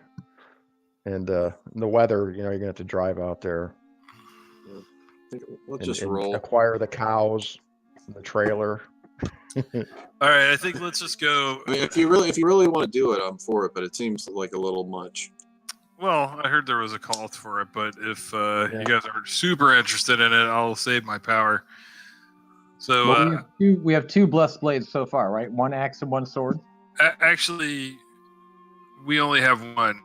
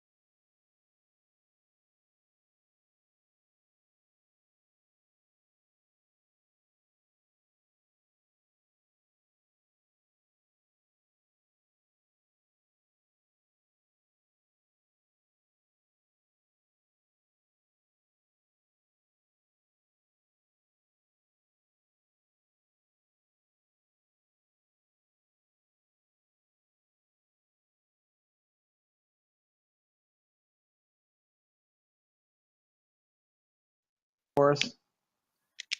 Or deacons? I don't know if you'd trust an altar boy to drive through these mountains. Well, I find one that's good at Yeah. driving. Yeah. If we can hire an experienced driver, that's what we'll do. Yeah, let's do that because I mean the road stuff gets a little scary once we get into combat or something like that. Okay. We look That's not for a problem. like an ambulance. We look for an ambulance driver.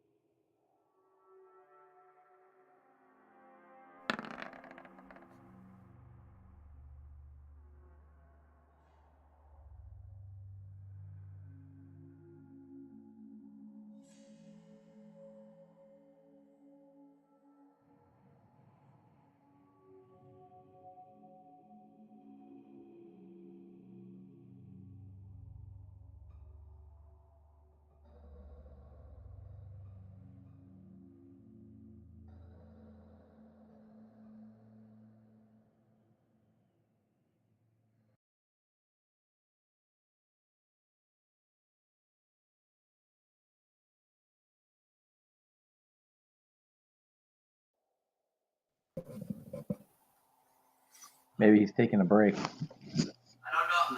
Yeah, he might have stepped away for a second. Tom, upon inspecting these artifacts strewn about these wooden tables, you're fairly certain. Now, these are just scraps of shit, okay? It takes you a moment to really kind of inspect them closely and realize, but they all definitely look Roman. You can see what appear to be, like the remains of the hilt of a sword, some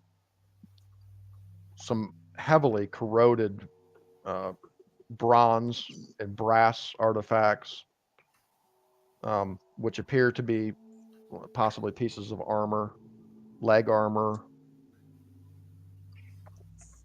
something that appears to maybe be a piece of a helmet, but you're pretty sure that it's Roman.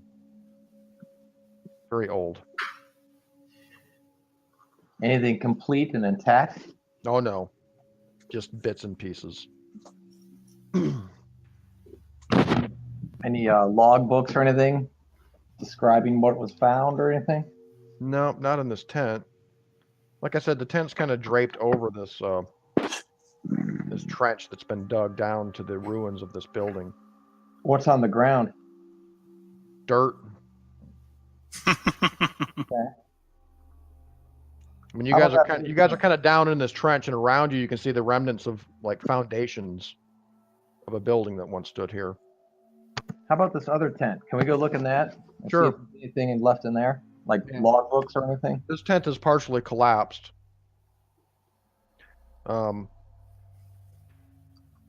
It looks like it was like a bunk tent. You can see some cots, some small pieces of furniture sitting around.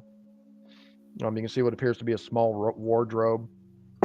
As you guys are looking around, many of these items in here, some of the garments, some of the clothing, bear the monograph HMH. This looks like some of this stuff was Henry Hancock's personal stuff. It looks like the contents of the tent have been thoroughly searched before at some point. Mm-hmm. But very little in this tent is damaged. Everything seems to be pretty intact. Can we do a thorough search and spot hidden? Yep, that's what we're doing.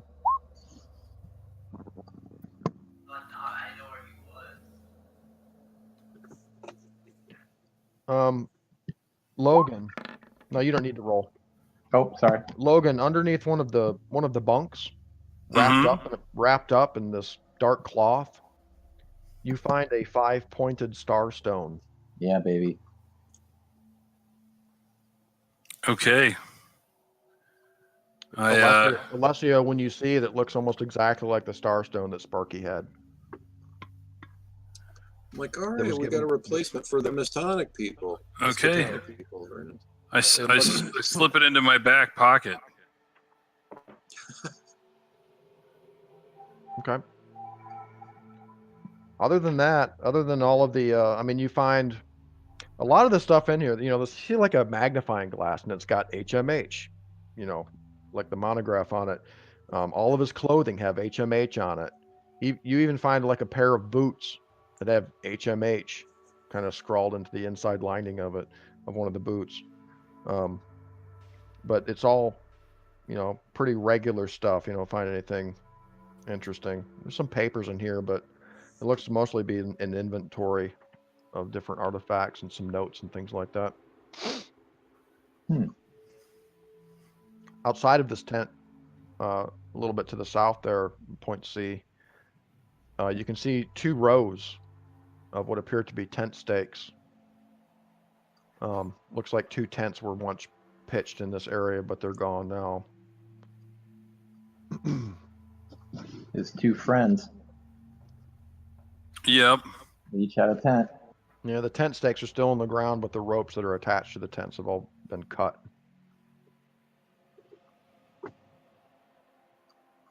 There was nothing there. Now it's just a precursory search, just a bunch of tent stakes and some rope ends attached to them. right next to this area where the tents once stood, you can see another trench that's been dug down to what appear to be foundations of a building. I want to look closer at this area right where their tents were. Okay. See if there's like any rocks or stones or anything to be kicked over. Okay, now everybody can give me a spot hidden.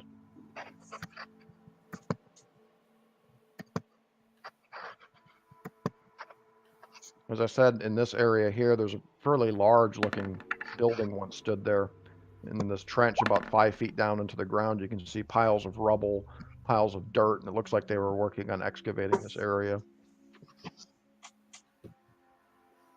We made it. Alessio, you guys are searching. By the way, the shore of the lake is right here. The water's kind of lapping up onto the shore right nearby there. Uh-oh. And MacDonald's. See how he did that, guys? See how that happened? Yeah, Ian MacDonald's with you guys, and you notice him sometime. He looks a little nervous, actually, but he's kind of following you guys around with an axe in his hands. We're right down near the water. Alessio, you notice down here in this pit where D is, looks like it used to be a fairly large building at one time, but some of these piles of rubble and dirt in there. You notice one of the closest piles of rubble in this corner right here of this building actually looks to have been recently filled with fresh overturned earth. All the rest looks kind of, weathered, worn a little bit. Some of it's fresh, some of it's not. But over in this pile, you can see it looks like some of the rubble had been dug away and filled with dirt. So I point that out to everybody. I'm like, look, man, this area's been disturbed over here. We should. I take a look with my archaeological digging eyes. Yeah, me too. We should break out the shovels. See what's going on You here. both agree it looks like it's been recently dug. It's kind of unnatural in this area. What's kind of eye-catching about it, and the reason Alessio noticed it, is it's kind of dirt mixed with rubble, which is unlike any of the other areas in here. Most of it's looks like was professionally dug at some point, but there's something not right about this corner. He buried it again. Yeah, exactly. It looks like somebody filled in. Maybe it's something we shouldn't see. A crevasse. Let's dig it up. All right, we start digging. Dr. Hancock would have wanted us to. Who's got the shovel? We all have shovels. Didn't he give us all shovels? Just one shovel. You're using Ian MacDonald's only shovel. Oh, His, okay. He doesn't have a work set up. You guys do it. I'll take this. Cannich for an archaeological dig site without a shovel. What kind All of right, well, I can't wait archaeologist are you? I can't wait to get after it, so I'll start digging. This is my bag, baby. Research and archaeology. Edgar Casey would be sad. Remember Edgar and his shovel. Yes, that's right. His shovel, That's man. true. There are no so Sean, there are no tools then left here. There's no shovels or pickaxes or anything around. Nothing so far, no. Okay. So who's digging? Me.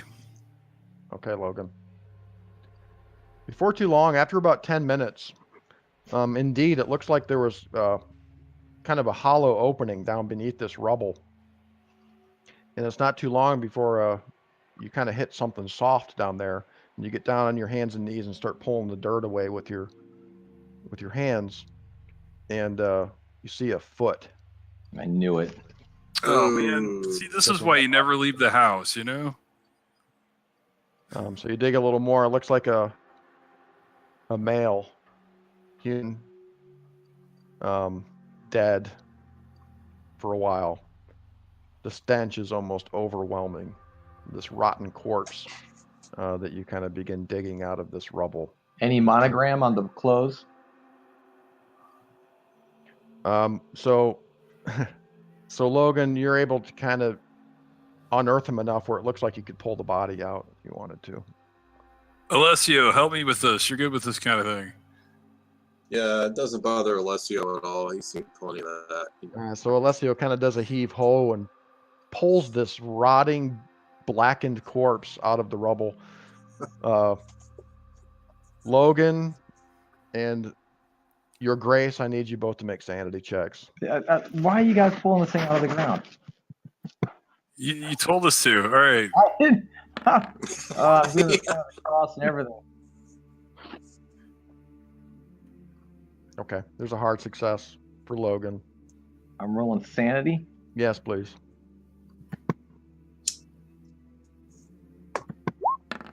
See, there was nothing to worry about. Your Excellency. Looks like Unless a he was young. impressed, these guys can handle it. Looks like a youngish, probably was once in his 30s. A lot of the flesh has begun rotting away. You can't really see anything of a face. It looks like it's all worm-eaten, mostly. But you can see that he had fair hair, whoever it was. It's his assistant, right? It's Hancock's assistant. Maybe. I looked for identification on his person. Nothing.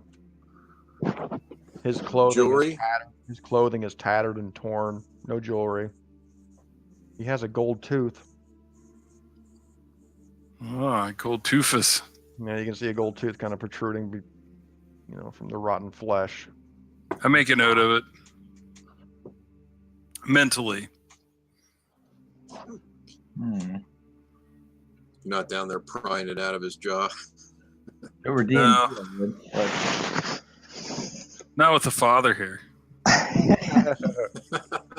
I'm giving him its last rites, and Yeah. I'm doing the whole thing. It's like the smell is horrible, you guys. All right, maybe we this should put him body's back been in the here- ground. This body's probably been here for weeks. You know what I'm saying? Yeah, we'll rebury him. Okay. Yeah, put him back in the ground, and then we'll let somebody know it's here. Okay. all right. Well, do you want to check the rest of these buildings out, man? Yeah, Yeah, let's for go. sure. Let's go over here and stay away from the water. Right. So the Archbishop, every now and then, you can't help but kind of peer or glance out at the lake, half expecting to see a kraken emerging from the still water out there. Right. That's There's no exactly what I'm thinking. There's no such thing as krakens, though. You know that. You just Keep can't help. on cracking. The thought is kind of just invading your conscience. I rubbed St. Jude's finger. Yes, you are constantly. All right. So this area is a little deeper over here. They've dug up these very thick stone walls, and you can see towards the rear, there's sort of two adjoining walls that make a passageway into kind of a deeper area, another room or chamber. And before this doorway or opening, you see what appears to be a badly damaged, large, sphinx-like statue jutting up out of the dirt. And it's just kind of the top part of it. Looks like most of it hasn't even been excavated yet. But the head is rather striking because the Sphinx, for a face, is just a blank oval.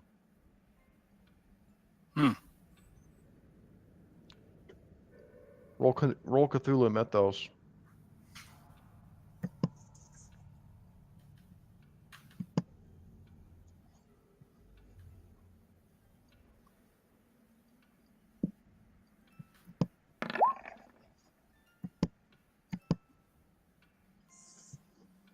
Still non-believers.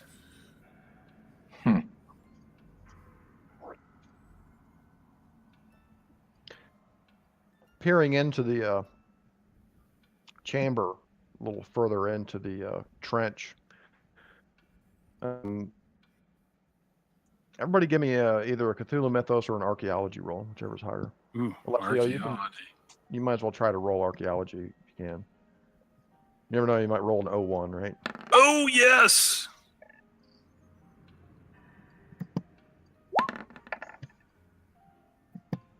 Nice roll, guys. All right, you guys can both check that. Extreme. Cool. Check that skill.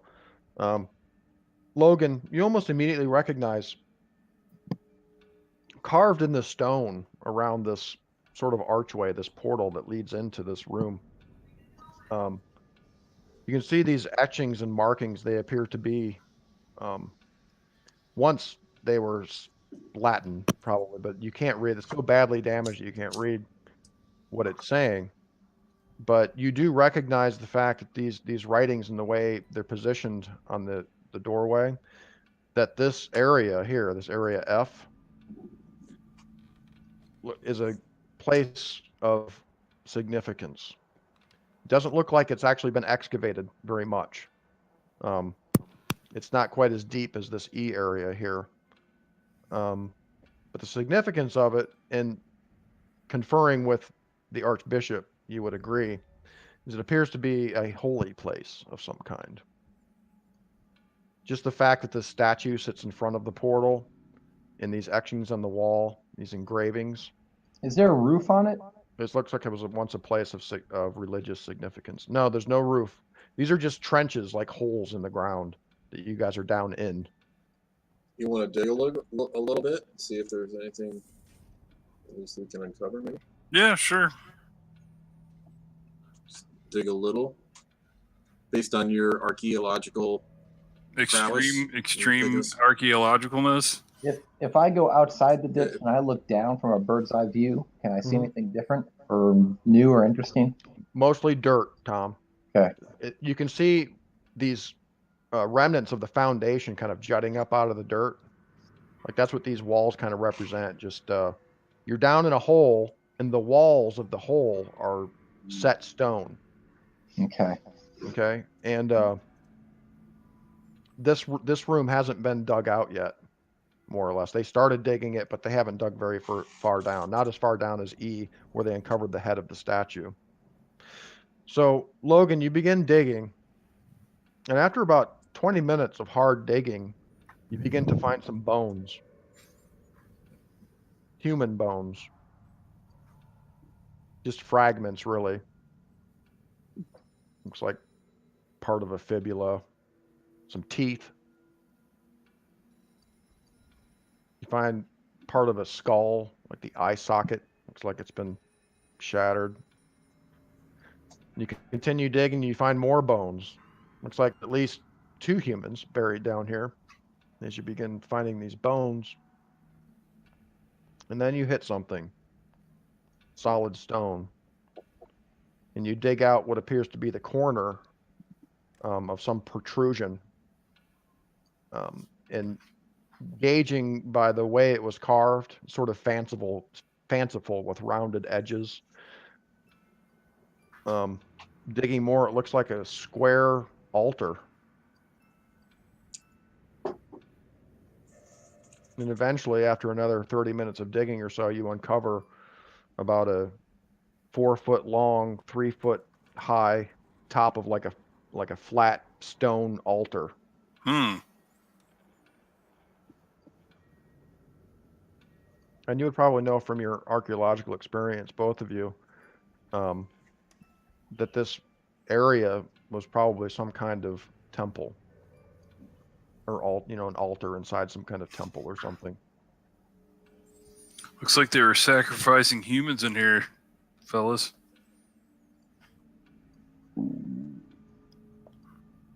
Digging a little further to see perhaps how big this altar really is, you come across some more bones, Logan. However, the first bone you find, it looks like part of some vertebrae. Okay. Not human.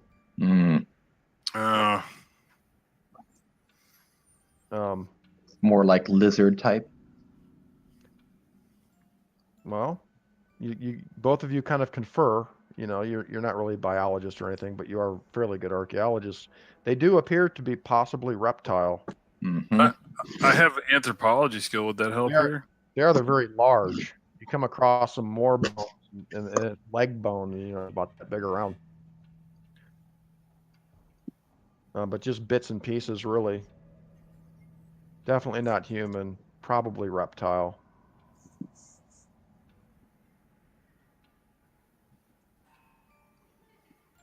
And on your dig too, you also come across a few bits and pieces of more of the, Roman type equipment. Some buckles, some old, corroded tin buckles and shit. As you dig further down towards the base of the altar, you can see there are some engravings in the sides of the altar. And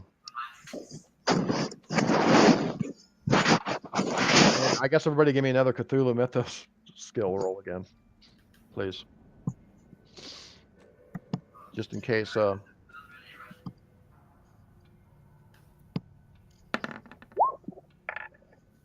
are hard rolls. Oh. Okay. Oh, 20. So close. The etchings in the altar appear to be circular, and they have sort of stylized lines, jagged lines, giving the sort of impression of radiant light coming from a central source.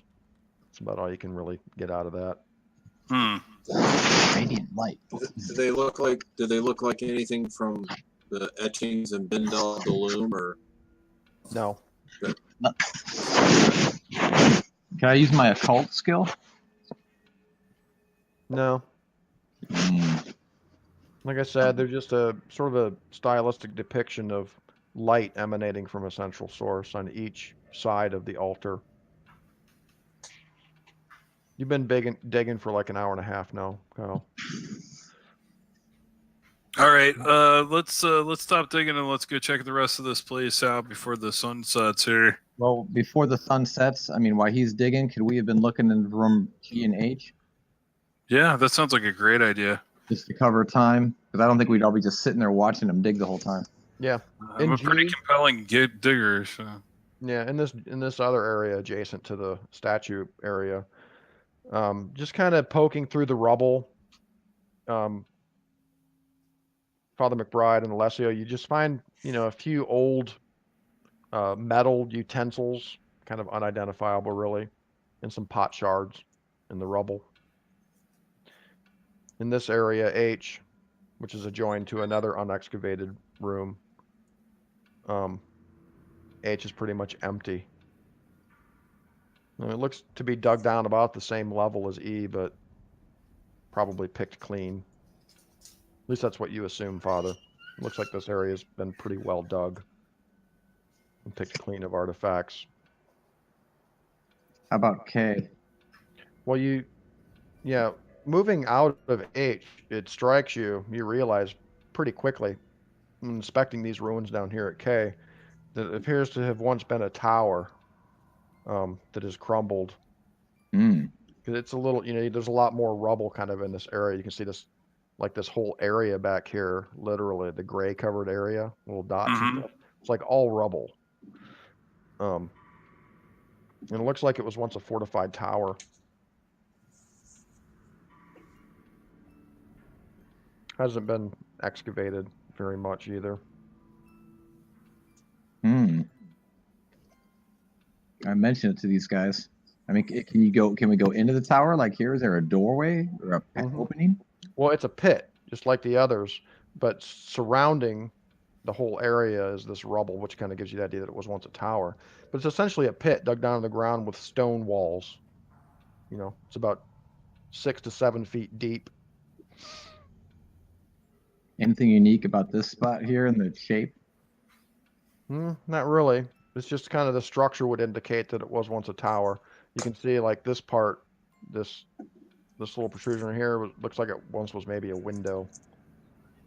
It kind of collapsed down from an upper story. Oh, okay. Down here. Looks like the tower, fell at some point. But it doesn't look, much. They just kind of dug out the walls down here, but they haven't really excavated much in this direction out here. You can see they haven't even uncovered the walls here. Looking across here at I, another not very well excavated sign of foundations of a smaller, it's kind of small, 3 foot deep trench with more stone walls. And the same with J. Both I and J look like they haven't been excavated very much yet. Where do you think they found the gold piece? Right here. Well, that wasn't even excavated until Logan started madly digging. You're right. Found the bones in the altar and stuff. So can we tell what the latest place they dug in, other than where they buried the body? Well, it looks like G and H mostly. It looks like A, D, E, all these northern areas here. Hold on. So all these 3 buildings right here, D, E, F, and A, have been fairly well excavated now. I guess including F now that, and I'm assuming that Logan's kind of just digging willy-nilly. He's not doing an archaeological dig. He's just digging with a shovel. Yeah, Right? yeah. I'm just He's getting not down on after. his hands and knees with his trowel, you know. But yeah, Logan's dug out quite a bit of F and found it to be probably a temple of some kind. G and H have also been pretty well excavated and picked clean, more or less, you would surmise. But I, J, and K down here don't look like they've been excavated past the foundations, about 3 feet deep into the rubble. Hmm. And you Yeah, so there's estimate that at the rate that Logan's digging, it'd probably take a good day to dig out these 3 areas to just at least kind of see if there's anything beneath this rubble, these buildings. In other words, it'd be dark by the time we're done. Yeah, at least down to a level where Henry Hancock was finding artifacts. let's go back to the Scotsman's house, and then which come means back you out. probably which means you'd have to spend the night and come back out here. Let's go back to the house. Yeah. Let's retreat back there, and then we'll come back early in the morning and All right. dig this place. Okay. I say a blessing be over out of- the body and over the whole dig site. Okay. So you stay at Ian MacDonald's house that night, the shack, really, lodge, And that night, you start hearing these sounds out in the woods. Just after midnight, these sounds start, and they're kind of intermittent through the night. What in the hell is that? And McDonald's explanation is, probably werewolves. His explanation is exactly what we worried about. Yeah, and the other Father McBride kind of whispers to you, Tom. He's like, he means just wolves. Thank you. Those are wolves, Your Excellency. Have no worries. Thank you, Father. The next day, McDonald's actually able to make a shovel out of just some junk he has out behind the lodge, kind of a makeshift shovel. You guys go back out to the dig site the next day. And I bring paper and chalk and charcoal Yeah. so I can make etchings and stuff. Yeah. But Logan's just kind of digging like he's digging a grave. He's not, being careful about what he finds. But in K, you find some more human bones and scraps of pieces of Roman armor and stuff like that. And after a few hours, you have it dug out pretty well, without really finding much. So you decide to move on over here. As you begin digging in here, you begin finding signs of grain. And some pottery, some shards of pottery. And leads you to believe that this is probably some kind of storehouse, like a grain storehouse or something like that. And almost around noon, you guys are thinking about taking a little break to have a meal. You come across another skeleton in I, and some kind of scraps. You find a pretty nicely preserved bronze blade. It's corroded pretty badly, but it's an intact, Roman sword. Buried beneath the rubble, where you find the skeleton. As you keep digging, after you find the skeleton, you find something. You shovel hits something hard, like a ding. So you get down and you uncover a portion of the disc. It's gold. What? You see the glint of gold, and it's a pie-like slice of the golden disc. Holy shit. And you're quite certain when you look at it that the figure on the front of the disc, it looked like probably some kind of bird or maybe a bird of prey. You can see that that's exactly what it was, because the portion of the bird's head is on this portion of the disc. You can see its beak, and its eyes, you know, with this kind of light shining out of its eyes. The opposite side of the portion of the disc also has gems just kind of crusted in it. And it also begins giving you this sort of uneasy feeling as you're covered quickly. We covered quickly the burlap. Just kind of Piece of that tent. That piece of that canvas tent, we wrap it up quickly. Yeah, when you find it, Logan, it's like this moment of kind of awe. Like as you see the glint of gold, you're like, oh, kind of takes your breath away for a moment. Then I'm like, oh shit, it's the thing that makes me feel sick and bulimic. Ugh. No, but it is. Grab the sword and get the gold nugget, and let's get out of here, guys. Grab the sword, grab the nugget, and let's go. Yeah, sword definitely. Father, you grab the nugget. I'll grab the sword. All right, I wrap up. It's not really a nugget. It's like a 100-pound slice of gold, dude. This thing is huge. You know what I'm saying? Oh, okay. Well, it's not a. Maybe I gave you the wrong impression, but each piece of this weighs 100 pounds. Holy shit! It's encrusted 100 with gems. Gold. We are encrusted. And you would know. I guess the Archbishop would know. 100 pounds of gold, that goes for about $70,000. Which is like 70 million today. Which is like 700,000 today, yeah. Or 700,000, yeah. It's about a mil, you know. Yeah. It's a big chunk of gold. Not to mention the gemstones that are in. Who knows what they are? They're kind of weird because they glow. Yeah. They're not just like rubies and emeralds or anything. That thing would be worth about $909,000. That's a lot of money. That's just the gold value. Yeah. What's the value of the gold if you were to melt it down? So now we have 200 pounds of gold and a bunch of gems. Yeah. We have 200 pounds of cursed pirate gold. Yeah, 200 pounds of cursed. That's a good job, guys. You found the second part of the disc. Oh my god, man. I can't believe we found it.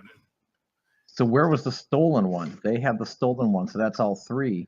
So all they need is the Ark and then Easter Island. Yeah, but really, we just need the other piece and the Ark. Yeah, but how are we going to get the... Okay, they've got the other piece. That means we've got to go kill them. Well, the killing... Yeah, we have to kill them anyways, Tom. I didn't expect to find the other witches. I didn't expect to find the other piece here either, dude. No, I thought that thing was long gone. We have to kill them. So who's got that third piece and where is it? Oh, that's the question. I say we melt this gold down into bullets and then come back and shoot them with their. And what about the baby McRae? What about the baby McRae? They kidnapped a baby. You guys just don't care. No, we're gonna talk to them. Yeah, we it's care. too late now. That was weeks ago. We were looking for the baby in the rubble as we dug. No, you weren't. Oh, absolutely. Oh. So Kyle, we were there's been many getting to the casualties. We're a little cold. There's many casualties. Kyle, check that sword. Is it blessed? Can he tell if it's a blessed blade? It's a corroded bronze blade. It's pretty standard archaeological fare. Is it usable, or would it break? It's like so corroded. No, it's not usable at all. It belongs in a museum. Okay. See, I'm envisioning like, magic sword, blessed blade, lasts forever. It's a nice piece, archaeologically speaking, That's why I took it. Yeah, no, we got to preserve it, but yeah, of course, man. For my research, of course. So you guys were like, we found it, and Logan, you're like trying to carry it. You got it wrapped up in a coat or something, and you get back to the carriage, and you load it in. Everybody loads into the carriage. And this is kind of mid-afternoon now, and you begin hearing these noises coming out in the woods again. Yeah, we got to get the fuck out of here, man. And Father McBride's like, there are those wolves again. But it ends shortly, and you guys get back to MacDonald's Lodge at Code Lodge, and that's where we'll end the session. All right. Oh wow, we got a lot done tonight. Dude, I cannot Sounds good. believe we finally got another piece of the gold disc. I don't Me believe that. neither. Yeah, that's on the deck of possibilities for me. Yep, me too. I thought it was in that ark. That's where the third piece was. Like it was taken to America or something. Well, it's probably safe to say that the witches have been out here digging too, just not in the right place. Stupid bitches. witches. Why aren't they here? Or have they been watching us? I don't know. Have they? I don't know. Do we have any mirrors? No. Would you be watching you? Hell yeah. I would. Yeah. I hope. Oh boy. I hope the old man we're hanging out with has got some tricks up the sleeve. Yeah, it's Yeah, the that big, witches huge are probably sledgehammer watching- he's got. Yep. The witches were probably watching you, but maybe not. No sign of any Yeah. lake krakens or anything either, so that's good. It is good. You guys didn't see any. Yeah, and I mean, You guys didn't see any totally Chinamen balls. out You here. go right back there. And what did that piece of I type? mean, they could be looking for us in Inverness. Yeah. You guys didn't run into any Chinamen. Yeah. True. What about the piece, Tom? That typed piece up. I want to read that again. Oh, the typed one. Okay, Yeah. it's at the top here in the journal. It's Oh, journal. I popped it up for you. Belfagor reports no success in finding the disc in Scotland. So Belfagor is out here looking, just not in the right place. Yes, he and the Knights of the Outer Void are looking. They may be forced to slay more intruders. That's us. And They seem pretty sure the Ark of Lactose can be found in California. yeah, Kind of makes you wonder how long they've known this and if they're there. but if they're still, I'm hoping they're still here looking for the disc. You know, So maybe we can get the jump on them and get to the hunting for the Ark now. Hopefully they don't know we left. looks like they're up to no good out in Easter Island, whatever they're doing out there. Yeah. All kinds of new places to investigate. Hmm. Yeah, Devil's Island or Devil's Valley or something. Yeah, Devil's Canyon, yes. that's it. Yep. Smack dab in the desert. Good game, guys. All right, fellas. Mm, Made some scary progress. Yeah, that was good. it is good. We just need to decide: are we leaving? Or are we staying? And we did get a lot done too. That was awesome. We did. Yeah, I tried to move the pace along a little bit there that session. There were no unexpected attacks or assaults by the Order this time. That's good. That's good. That was That's good. Might have Sure. something to do with staying away from mirrors. Could it be. might. I like that. Yes, we want to hire you to drive us to Cannich, but you must remove the mirrors from your vehicle. Exactly. You got it. See, that was important. Mm-hmm. That's good thinking, Tom. Uh, All right, guys. Well, let's wrap this up. all right. See you all All right. next week. Till next time, guys. Thank you, guys. That's Yeah. cool. Oh, Yeah. and Lee, thank you for booking the place and getting the vehicle and all that. Oh, That's yes. that's cool. I'm really looking Oh forward yeah, to this. man. And yeah, Alex and I are yeah. gonna, we're gonna We're send you gonna- a check here sometime here in April for half, I'm sorry, we'll send you half this month and half in April. How's that sound? Yeah, that's perfect, man. Yeah, dude, I'm so Okay. excited to get out there and sit down and play. It's gonna be so fun. That's gonna be cool. It's Definitely. gonna be super cool. I have some things planned. I'm gonna bring a board game or two too. So Awesome. some board games. Sweet. Very good. Yeah. That was All a right, really good until game, next time. guys. Nice session. Yeah, it was fun. I'm gonna upload the video so we can relive it. Oh, wait. And before you go, Sean, Kyle, Lee, and I tried to get on here like Thursday night, or was it Tuesday night? Whenever we tried. And should we be able to get on and talk to each other and hear each other? Yes. Huh. I don't know what you did. Like tonight when you first logged in, Tom, Yeah. you could hear us, but we couldn't hear you. Yeah. And then I think you just reloaded and it kicked in. Sometimes you might have to reload or click the little button on yourself down here, the reload or reconnect button. Try that a couple times. When you, Kyle and Lee, when you guys went on the other night, did you reload a couple times? Because I did No, not. we didn't have to. Nikita, get down. Yeah. we were good. Yeah, you All should right, be so able to I'm talk. going to try reloading then a couple times. Okay. Yeah, I think that might help. And if that fails, just go into the Discord voice. That. That's true. Yeah, I do. I didn't think about that. Yeah, you can always use that for voice if you want. Okay. You can still be in here. But I'll tell you what I'll do, Kyle. I'll leave the character generation page up here. Okay, cool. Oh. And I don't know, maybe either, we can get together and I can go through it with you, or you can just kind of do it yourself, or if you want. There's some blank sheets down here underneath the player characters. If you want, there's And I'll finish up. I'll finish up my character, Sean. Okay. Yeah, let me put his name in there. It's Dr. Ronaldo. What's his name? Corso. Yeah. I'm gonna roll up a Catholic priest that's a Hotech Indian. What? Okay. Sure. Actually, Lee's character, Dr. Corso, he is technically, his occupation is zealot. So he's kind of like a priest, but just kind of above and beyond that whole idea. Oh, fantastic. Yeah, he's a zealot. Oh yeah. Awesome. He's gonna work out here just fine. Yeah, so you guys feel free to pop in here and roll up some characters, or I don't know, maybe during the week on weekends are usually best for me, like anytime on the weekends. But I can pop in here on a weeknight too if you guys want some help rolling some characters. Just let me know when you want to do it. Give me like a day's notice or something, and I can pop in. All right. Cool. All right. Yeah. All right, gentlemen. All right. Tom. Good game. Have a good All right, night. good night, guys. Yeah. Good night, guys. Thanks, Sean. See ya.